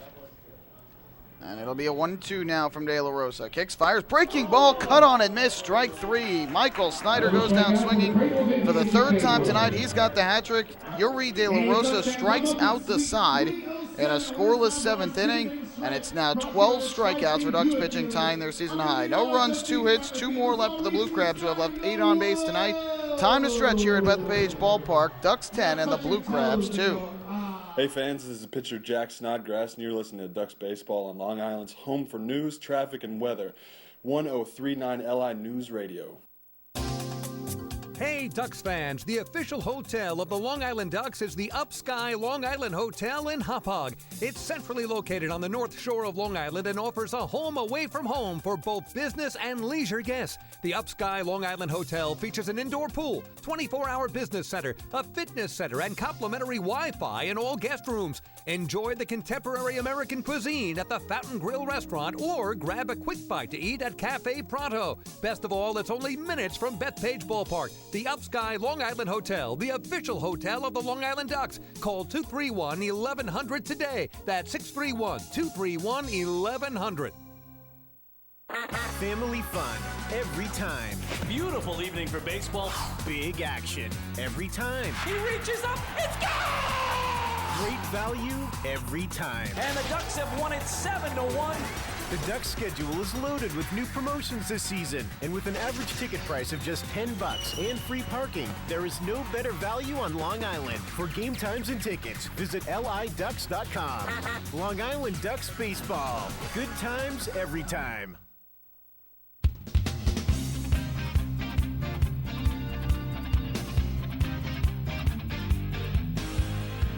Hey, Duck fans, don't forget you can stop by the Waddle Inn Shop on your next visit here to the Duck Pond, where exclusive, hard-to-find Ducks memorabilia is now on sale. Proceeds, of course, benefit the Quacker Jack Foundation, the charitable arm of the Long Island Ducks. And I spoke about this in the pregame show that I got to hit the Waddle Inn Shop on my way out tonight. Yes, we have some chilly weather, late April. The warmer weather is just around the corner. May, after all, starts on Sunday. But I don't own a Ducks sweatshirt, and you have a really nice-looking one there, Michael. Yeah, this is one of the workout sweatshirts that the players got during spring training this year, and many of them wearing the year. Dry-fit sweatshirt, comfortable, keeps you warm. It's even still chilly here in the broadcast booth with the windows open, of course, but this one definitely is keeping me comfortable here tonight with the chilly temperatures. And if you like sweatshirts, if you like dry fit, definitely go for it. It's a good look. I want it. I'm wearing my Pebble Beach golf sweatshirt, which is very bulky. I've got my Ducks jacket on. I got all kinds of stuff, even undergarments, but not in terms of a sweatshirt. Mike Dowd, first pitch swinging, grounds it to the right side, and the first baseman Snyder will take it to the bag for the out. Brian Grenning still on for Southern Maryland here in the bottom of the 7th inning. So 1 away, and that will bring up Matt Wessinger. Dowd now 1 of 3 in this game with an RBI single and a walk. Now let's see. I've been going over the score sheet here. Only 2 Long Island Ducks have not scored a run here tonight. Delta Cleary Jr. and Mike Dowd. Is that correct? That is correct in my book. All right, and everyone in the Duck lineup, either by hit or walk, has reached base safely. This is correct. Everybody has a hit with the exception of Matt Wessinger, who has drawn 2 walks tonight and has scored a run. Right. First pitch here, taken outside for ball 1 by the man we were just talking about, Wessinger. Phelan Lentini leading the way with 4 runs batted in tonight. Lou Ford, Dan Lyons, Cody Puckett, and Mike Dowd have also each driven in 1. And there's another nice breaking ball for a strike from Grenning in the count 1-1. So we mentioned Snodgrass started and went 3 1/3 innings. Scott Main went an inning and a third in relief. That's the 1-1 breaking ball. Outside corner, another called strike. It's 1-2. He allowed 3 hits, 5 runs, but only one of those was earned. That was Ford's run in that 5-run 5th. He walked 1, struck out 1, and hit a batter. The 1-2 breaking ball, just missing the inside corner. And that will even things up at 2 balls and 2 strikes on Wessinger. As we mentioned, has walked his last 2 times to the plate after grounding to second the first time he came up in inning number 2. 2-2. half swinging a ball down in the dirt. He went around strike 3, and the catcher Martinez will throw him out at first. So strikeout, and the putout goes 2-3. And 2 outs here. Ducks have not gone down in 1, 2, 3 in any inning in this game. In fact, the fewest they have sent to the plate in any inning is 4, which they did back in the first and the third. And the Ducks have only struck out 3 times here tonight. Meantime, Ducks pitching has fanned a dozen Southern Maryland Blue Crabs here tonight. It really has been a total team effort. I can tell you right now, our post-game show may go past midnight. I mean, it's going to take a while to recap this thing. It will. We'll do our best to get it to you after the final out of the game. Bottom of the 7th, 2 down. Here's Phelan Lentini to the plate. First pitch is a breaking ball over the outside corner, strike 1. Lentini tonight has driven in 4 runs for the Ducks, 1 for 3, with a triple his last time up that cleared the bases, and also an RBI groundout in the 4th. Swing and a miss here as he chases a breaking ball down and in, 0-2. He also drew a walk, stole a base, and scored back in the first inning, and I have to think he is definitely right up there as one of the potential player of the game candidates here tonight. First Duck with 4 RBIs in a game this season. A lot of candidates. 0-2, down in the dirt, blocked there by Martinez. So now 1-2 on Lentini. Trying to remember if he had any 4 RBI games a year ago. He did not. The most he had in a game was 3, which he did 3 times. Lou Ford had 2 4 RBI games, while Griffin, Blank, Reyes, and Morales each had 1, and Randy Ruiz, the most RBI in a game last year, with 5. 1-2 fouled over the screen off to the first base side and out of play. Yeah, among the things that Lentini could be found doing tonight, stole his second base, and it was not a steal of second. It was a steal of third, and that came at the bottom of the first inning, enabling the Ducks to manufacture a run without a hit and take an early 1-0 lead, which seems like 3 days ago. So that'll be another 1-2 pitch from Grenning. Lentini takes a fastball in for a called strike 3. 2 strikeouts in the inning, and the Ducks go in order for the first time here tonight. So we've played 7 on this chilly Friday night here at Bethpage Ballpark, but the Ducks remain in front 10-2. Hey fans, this is outfielder Anthony Vega, and you're listening to Ducks Baseball on Long Island's home for news, traffic, and weather, 1039 LI News Radio. Few places on earth offer the charm and excitement of Fire Island. At Fire Island Ferries, located conveniently at 99 Maple Avenue in Bay Shore, they offer convenient travel to Fire Island 7 days a week. Fire Island is quickly becoming a top destination for families of all ages. Experience the informal, carefree communities, the dazzling night scene, enjoy fine dining, or climb to the top of one of the tallest lighthouses in the United States. But there's only one way to get there, by calling Fire Island Ferries at 631-665-3600 today. For fare and scheduling information, please visit fireislandferries.com. Hey Ducks fans, stay up to date with Long Island's hometown team by visiting Quack of the Bat, the official blog of the Long Island Ducks. Quack of the Bat will bring Ducks fans beyond the headlines with in-depth feature articles, breaking news stories, game previews, post-game wrap-ups, and so much more. Interact with the team during the entire season through quotes directly from the players and coaches, as well as exclusive video clips and photos. Check out the blog today at quackofthebat.wordpress.com. Quack of the Bat, the official blog of the Long Island Ducks.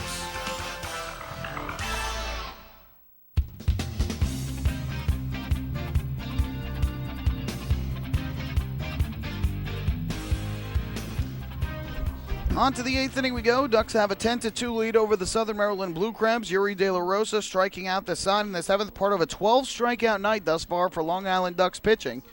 Their second reliever of the game is in. It is right-hander Frank DiGiulio Jr. He takes over with 2 games of action this season. He has not allowed a hit, a run, or a walk, has struck out 3. Both of his appearances in Bridgewater, New Jersey against the Patriots. So this is his first action since this past Sunday. And he'll come on to face Kwan-Jen Chen, Brian Nelson, and Nick Akins. 10 runs, 9 hits, 1 error for the Ducks. 2 runs, 7 hits, 2 errors for the Blue Crabs. And as we head to the 8th, we turn things back over to David Weiss here in the broadcast booth. Thank you, Michael Pollack. This one will be a pleasure. The Ducks cruising right now. But as we've seen in the Atlantic League, stranger things have happened. Anything can happen between now and the final out. That's why we are here, and we will stay here.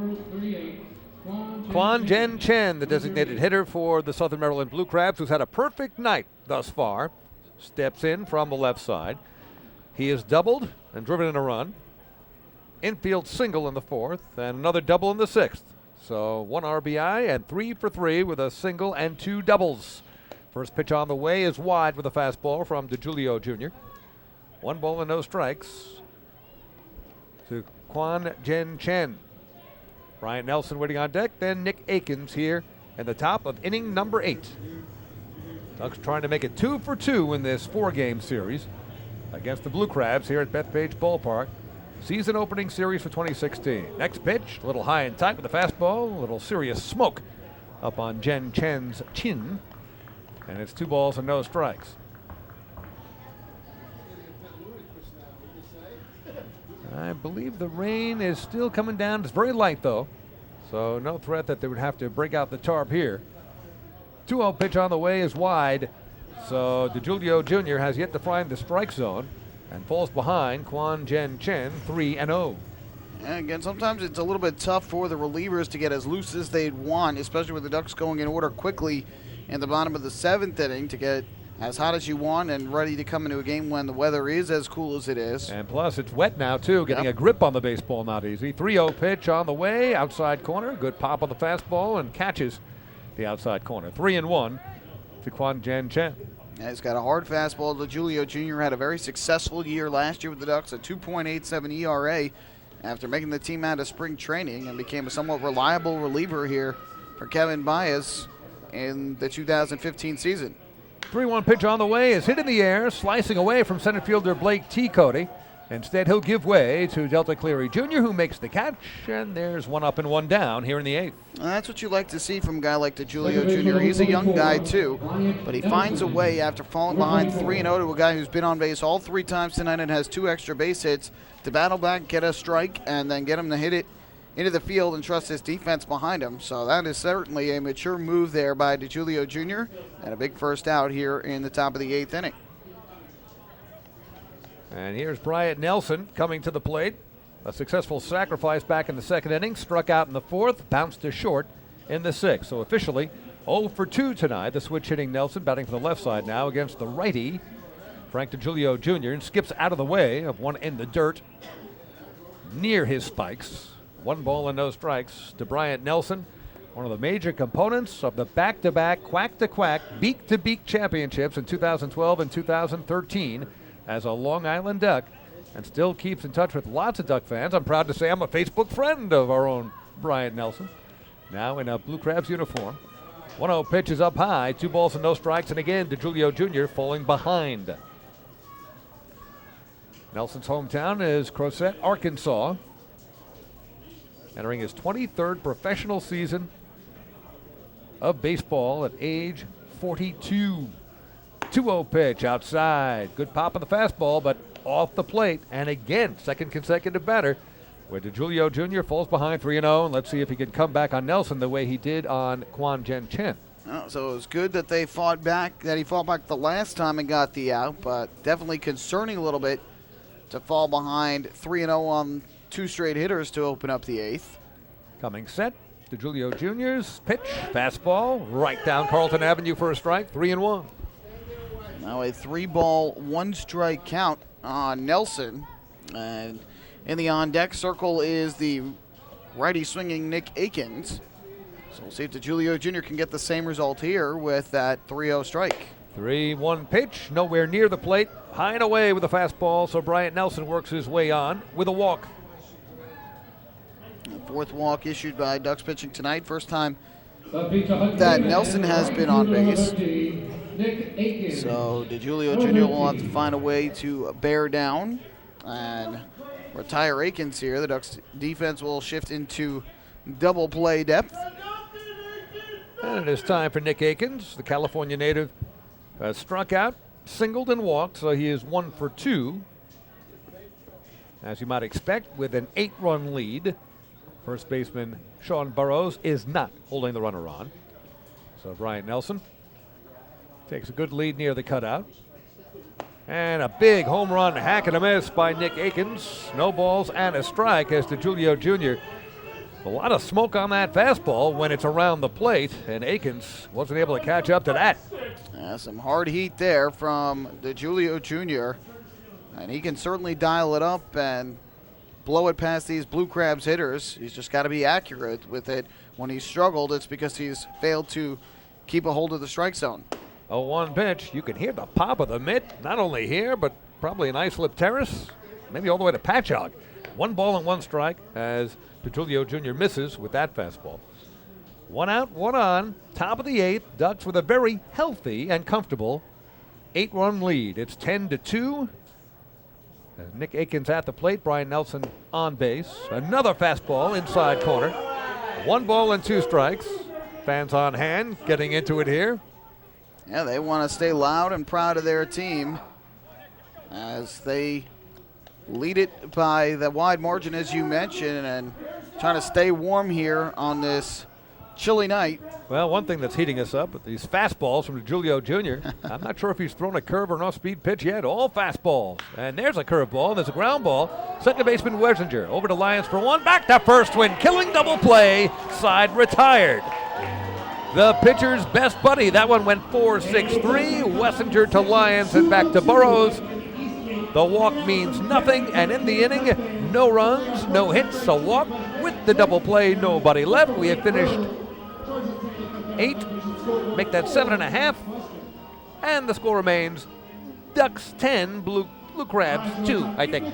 Hey fans, this is pitcher Dan Blewett, and you're listening to Ducks Baseball on Long Island's home for news, traffic, and weather, 1039 LI News Radio. Oh, I love it. The color of my new Nicolat patio is so vibrant. It's unlike anything I've ever seen. You're welcome. I'm just going to go finish that Nicolak walkway now. Make your pavers vivid Nicolak pavers. The best looking, most vibrant pavers with the most 3-color blends in the industry. Featuring Nicolak's exclusive paver shield and color blending technology. With color throughout and guaranteed not to fade. Live life in color with Nicolak. Visit Nicolak.com.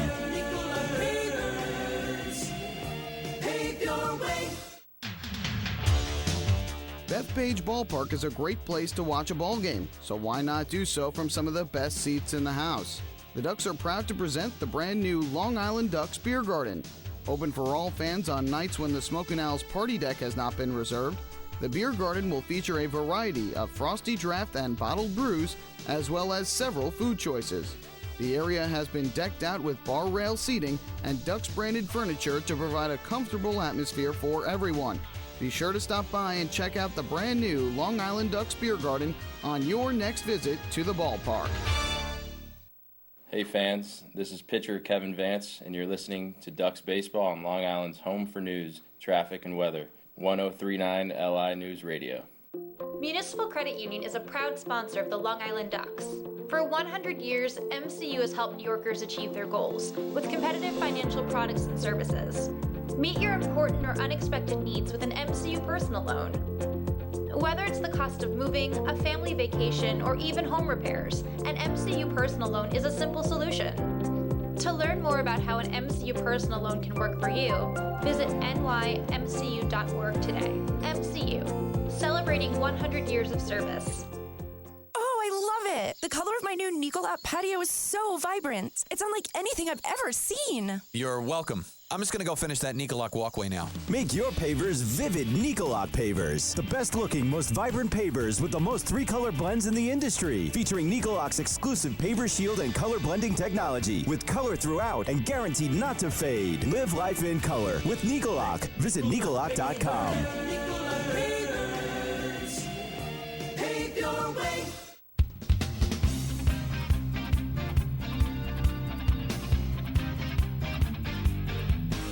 Back at Bethpage Ballpark, David Weiss and Michael Pollock as we move to the bottom of the 8th with the Ducks leading the Southern Maryland Blue Crabs 10-2.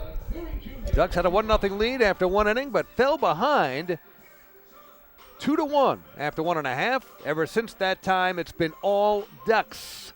9 unanswered runs and an 8-run lead.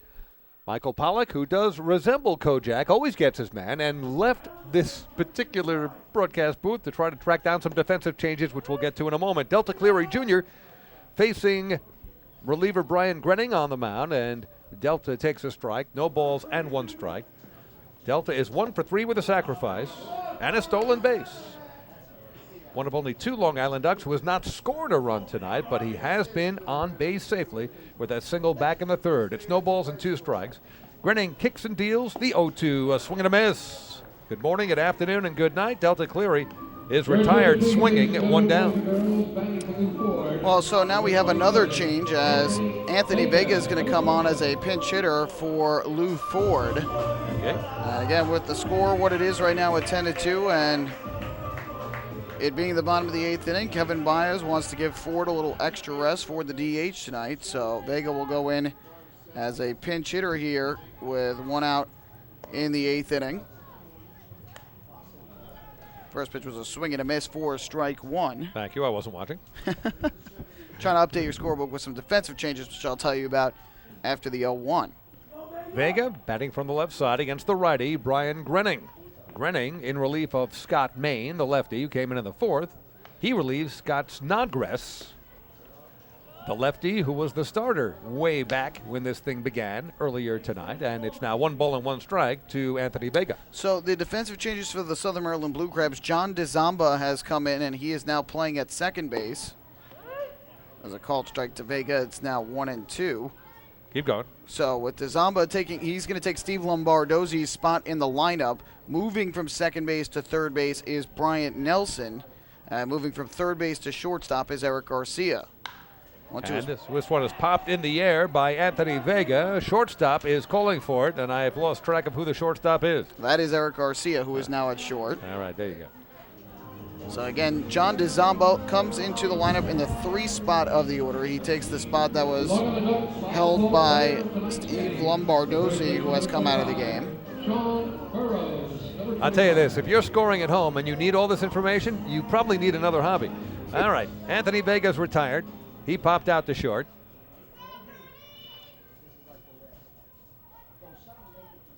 And now at the plate is Sean Burrows. I assume that's Sean Burrows. It is Sean Burrows. That is Sean Burrows, yes. There you go. So 2 outs, nobody on.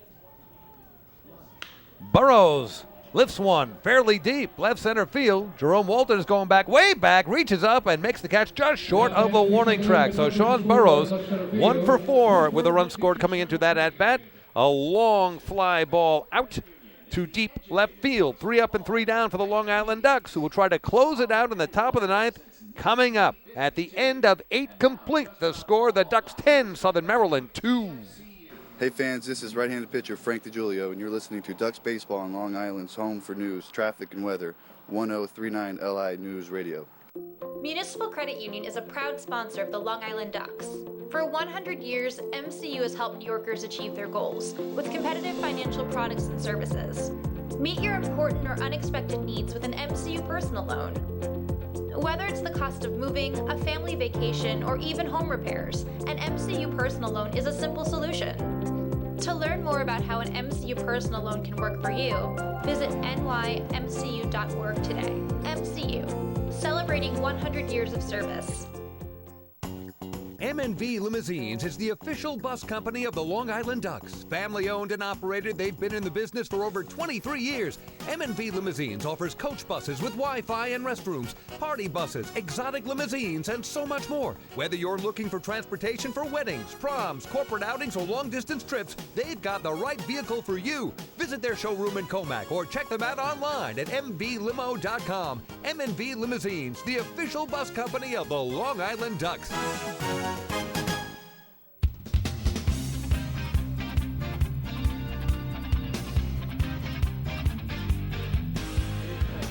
Ducks fans, have you downloaded the Long Island Ducks mobile app yet? It's powered by Clear Vision apps, and you can buy tickets and stay up to date on Long Island's hometown team right on your mobile device. Download the app today for free by visiting the App Store on your Apple-powered device or Google Play on your Android-powered device. Kevin Vance, the right-hander, has come out of the bullpen for Long Island to try and close this one out. Ducks lead it by a 10-2 score and looking to win their second straight game for the first time this season. And taking a look at Kevin Vance by the numbers, making his 4th appearance of the season. 3 innings pitched, has given up 6 hits, 3 earned runs. He has struck out 3, walked 3, a record of 0-1.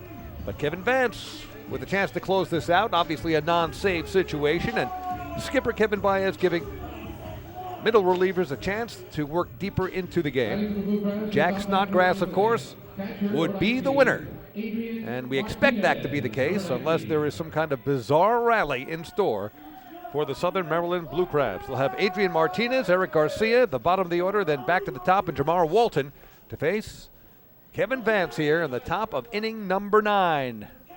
And more than a few diehard Duck fans are still here at the ballpark waiting to see the Ducks go 2 for 2 so far against Southern Maryland. First pitch is a fastball up high, 1 ball and no strikes to Adrian Martinez, who, by the way, has struck out 3 times, going for the golden sombrero, friends.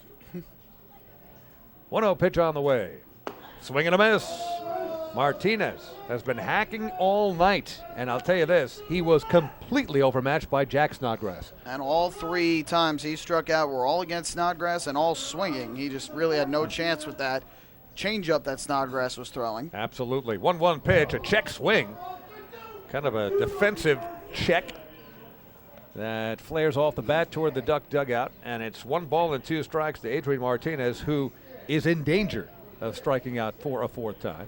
1 strikeout from Vance in this inning. We give the Ducks a new season high in strikeouts as a pitching staff at 13. Snodgrass with 9 tonight, and De La Rosa with 3. 1-2 pitch on the way, and that looked like a called strike. Kevin Vance turns around in disbelief. Everyone looking at that ball as if it had found the strike zone. Only one person disagreed, home plate umpire John Grasso. So it's 2 balls and 2 strikes to Adrian Martinez. Kevin Vance, unlike most relievers, pitching from a full windup. 2-2 pitch on the way. Swing and a miss, strike 3. Got a feel for Adrian Martinez, a rough night. And that is strikeout number 13 for Ducks pitching. And Adrian Martinez with 4 Ks alone. Vance certainly looking for a strong appearance here. He has had 3 appearances this season, has given up 1 run in each. I took the loss the last time when he came in and pitched in the bottom of the 11th up in New Britain, allowed 3 hits and a walk, and the game-winning run on that Greg Golson bloop single down the right field line. Good hard slider catches the outside corner. No balls and a strike to Eric Garcia, who has had a good night at the bottom of the order for the Blue Crabs. He is 2 for 3. Single in the 3rd, bounced out in the 5th, infield single in the 7th. 0-1 pitch on the way from Vance. Outside corner for another strike. Well-placed fastball, and it's no balls and 2 strikes to Eric Garcia. Good spot to bring him in here for Kevin Baez. Much less pressure, and an 8-run game can let him just go back, rear back, and fire some fastballs, get his confidence back up with a strong inning here in the 9th. Good point. 0-2 pitches on the way. A swing and a miss. Tailing fastball. Eric Garcia chased it and could not catch up to it. Strikeout number 14 for Ducks pitching tonight. Kevin Vance is 2 for 2 in the strikeout department. It comes down to Jamar Walton back to the top of the order. Ducks are 1 out away. Vance is doing exactly what I was just saying. He's just rearing back, firing some fastballs, challenging the Blue Crabs to hit it. And it is tough to be in there swinging with the weather as cold as it is here tonight. Another strike on the outside portion of the plate. Kevin Vance putting on a clinic here. Coming in cold out of the bullpen and looking very hot. Everything over the plate. Catching corners and getting the Blue Crabs to swing and miss. 0-1 pitch, fouled off left side. No balls and 2 strikes. Southern Maryland down to their last strike.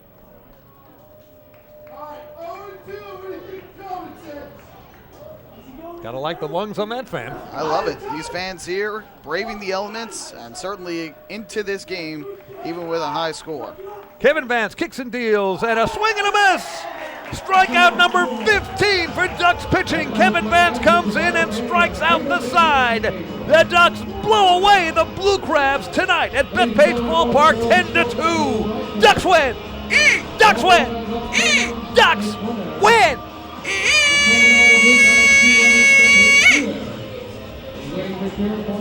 What a terrific night all the way around for the Long Island Ducks as they best the Southern Maryland Blue Crabs 10-2. 2 straight victories for Long Island.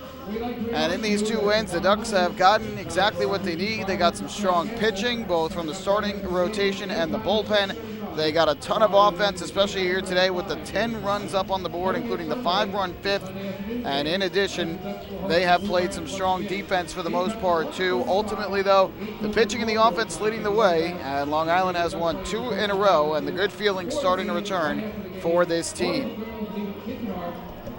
So, the Ducks win it 10-2. Don't go anywhere. The postgame show is coming up next. We're going to recap this one and hand out the Player of the Game award. It's the Ducks over Southern Maryland, 10-2. Hey fans, this is Kevin Byers, manager of the Long Island Ducks, and you're listening to Ducks Baseball on Long Island's home for news, traffic, and weather, 103.9 LI News Radio. Hey PSEG Long Island customers, want to learn how to save on your electric bill? Here's one way. You can save up to $100 each year by simply replacing 10 incandescent bulbs with CFL or LED bulbs. Want to save even more? Take our online home energy survey. It's free. It takes just 10 minutes to complete, and it may save you hundreds more. Find out about our energy efficiency programs at www.psegliny.com/savemoney.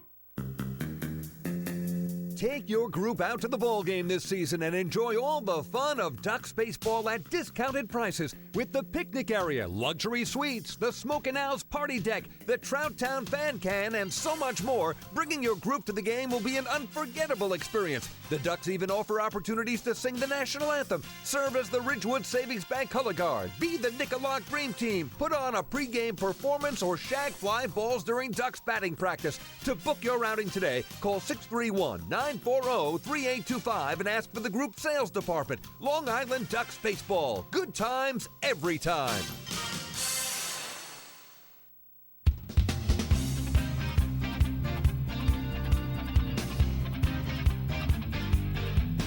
Back at Bethpage Ballpark, the fans filing out.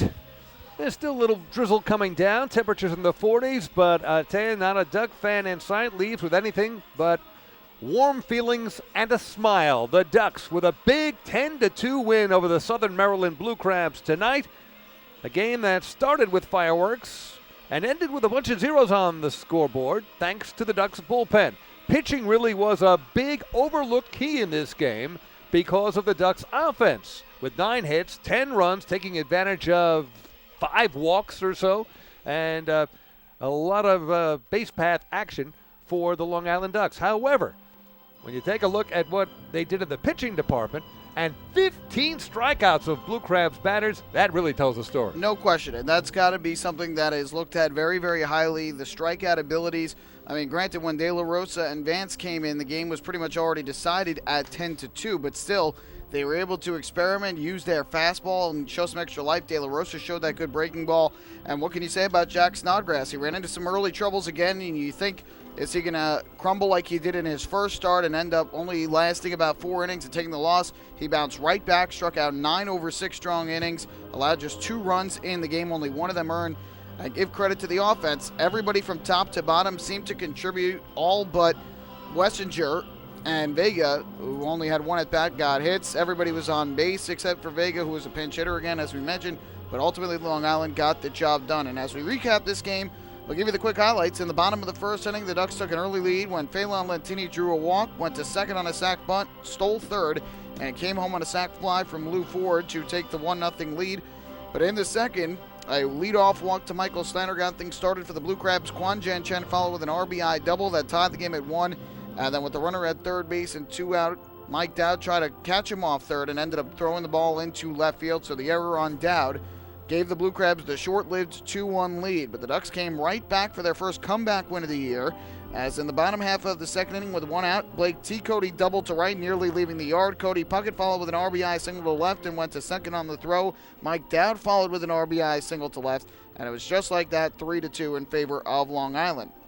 Jack Snodgrass followed with back-to-back scoreless innings in the third and the fourth, and then in the bottom of the fourth inning, Long Island got a 1-out triple to right from Blake T. Cody, who ended up scoring on a wild pitch following a walk to Cody Puckett. So that made it a 4-2 game. And with Puckett at second, he would go to third eventually 2 batters later after walks to Dowd and Wessinger. That spelled the end of the night for Scott Snodgrass. Scott Main came in, gave up an RBI groundout to Phelan Lentini. And so it was 5-2 in favor of Long Island after 4. And then the Ducks' big inning was the bottom of the 5th inning, as they would play 5 runs against Maine, helped out by a big error from first baseman Michael Snyder that would have been an out and the first out of the inning. Instead, it was not. Before that, the batter before Dan Lyons had an RBI single to left. And although Puckett and Dowd were both retired by Maine, Wessinger drew a walk to load the bases again with 2 men out. And Phelan Lentini followed with a 3-run bases clearing triple into the left center field gap. 5 runs on 3 hits and an error in the inning, along with a hit by pitch and a walk, and the Ducks led it at that point 10-2. The bullpen took over from that point on. 7th inning, a 1-2-3 inning for Yuri, or striking out of the side by Yuri De La Rosa. He allowed 2 singles, but that was it. 3 batters in the 8th inning, just a walk led up by Frank DiGiulio Jr., and then Kevin Vance striking out the side in the 9th. 15 Ks for Ducks pitching, and they win it 10-2. 10 runs, 9 hits, 1 error for the Ducks. They left 6 on base, 2 runs, 7 hits, 2 errors for the Blue Crabs, who left 8. Jack Snodgrass gets the win to improve to 1-1, while Scott Snodgrass gets the loss and falls to 0-1. No save. The game took a total of 3 hours and 2 minutes in front of 3,772 here at Bethpage Ballpark. So in a battle that began with Snodgrass against Snodgrass, it was Snodgrass grabbing the headlines. And if it's all right with you, Michael Pollack, I think the players, plural of the game, go to all 4 pitchers tonight and striking out 15 Southern Maryland Blue Crabs. The win to Snodgrass and, of course, De La Rosa, DiGiulio Jr., and Kevin Vance doing their part as well. Yeah, you definitely have to look at the pitching staff. Even though the offense did put up 10 runs, it was really a top-to-bottom effort, so it's hard to choose just one. Lentini had the 4 RBIs and really that big hit that blew the game open with that 3-run triple. But I think especially Jack Snodgrass definitely deserves that honor tonight. You can definitely give De La Rosa, DiGiulio Jr., and Vance credit, but Snodgrass especially was spectacular with the 9 strikeouts. He had that changeup working effectively, only 2 runs and 5 hits allowed a couple walks late that got that total up to 3, but I thought he was in control for pretty much the entire night, worked out of a couple jams, and he definitely deserves the honor this evening. You know you've got a change-up working when Michael and I here in the broadcast booth, we're falling over our chairs and nearly, falling to the ground, reaching for pitches that just aren't there. He just was so deceptive and had the fastball working and the change of speed. Of course, great effort all the way around for the Ducks tonight. No question. We'll take one more quick break. When we come back, the out-of-town scoreboard, then we'll wrap things up from Bethpage Ballpark. Ducks winners 10-2 this evening. Hey fans, this is infielder Matt Wessinger, and you're listening to Ducks Baseball on Long Island's Home for News, Traffic and Weather, 1039 LI News Radio. Long Island's Ford Giant is bigger and better than ever. Sayville Ford celebrating the grand opening of their new state-of-the-art showroom featuring enclosed service drives, luxurious customer lounge, and a larger selection to choose from. Get giant savings on hundreds of new and used vehicles in stock. Sayville Ford's grand opening celebration is going on now. Visit SayvilleFord.com or download the Sayville Ford app today to learn more about Sayville Ford's grand opening savings. Call 631-589-4800 today. Family fun every time. Beautiful evening for baseball. Big action every time. He reaches up, it's gone! Great value every time. And the Ducks have won it 7-1. The Ducks schedule is loaded with new promotions this season, and with an average ticket price of just $10 and free parking, there is no better value on Long Island. For game times and tickets, visit liducks.com. Long Island Ducks baseball. Good times every time.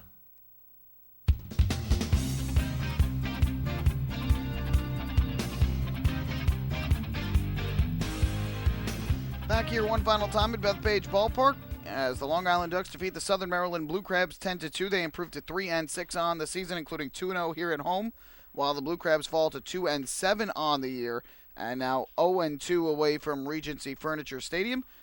Out-of-town scoreboard, 2 other games are final tonight. In York, Pennsylvania, the Revolution dismantling the Skeeters 9-1. They let up just 2 hits in the game and got 15 hits themselves, while Sugarland made 4 defensive errors. Matt Neal got the win to improve to 1-0. Ian Marshall, the former Duck, took the loss. He fell to 0-2. There was no save in the game.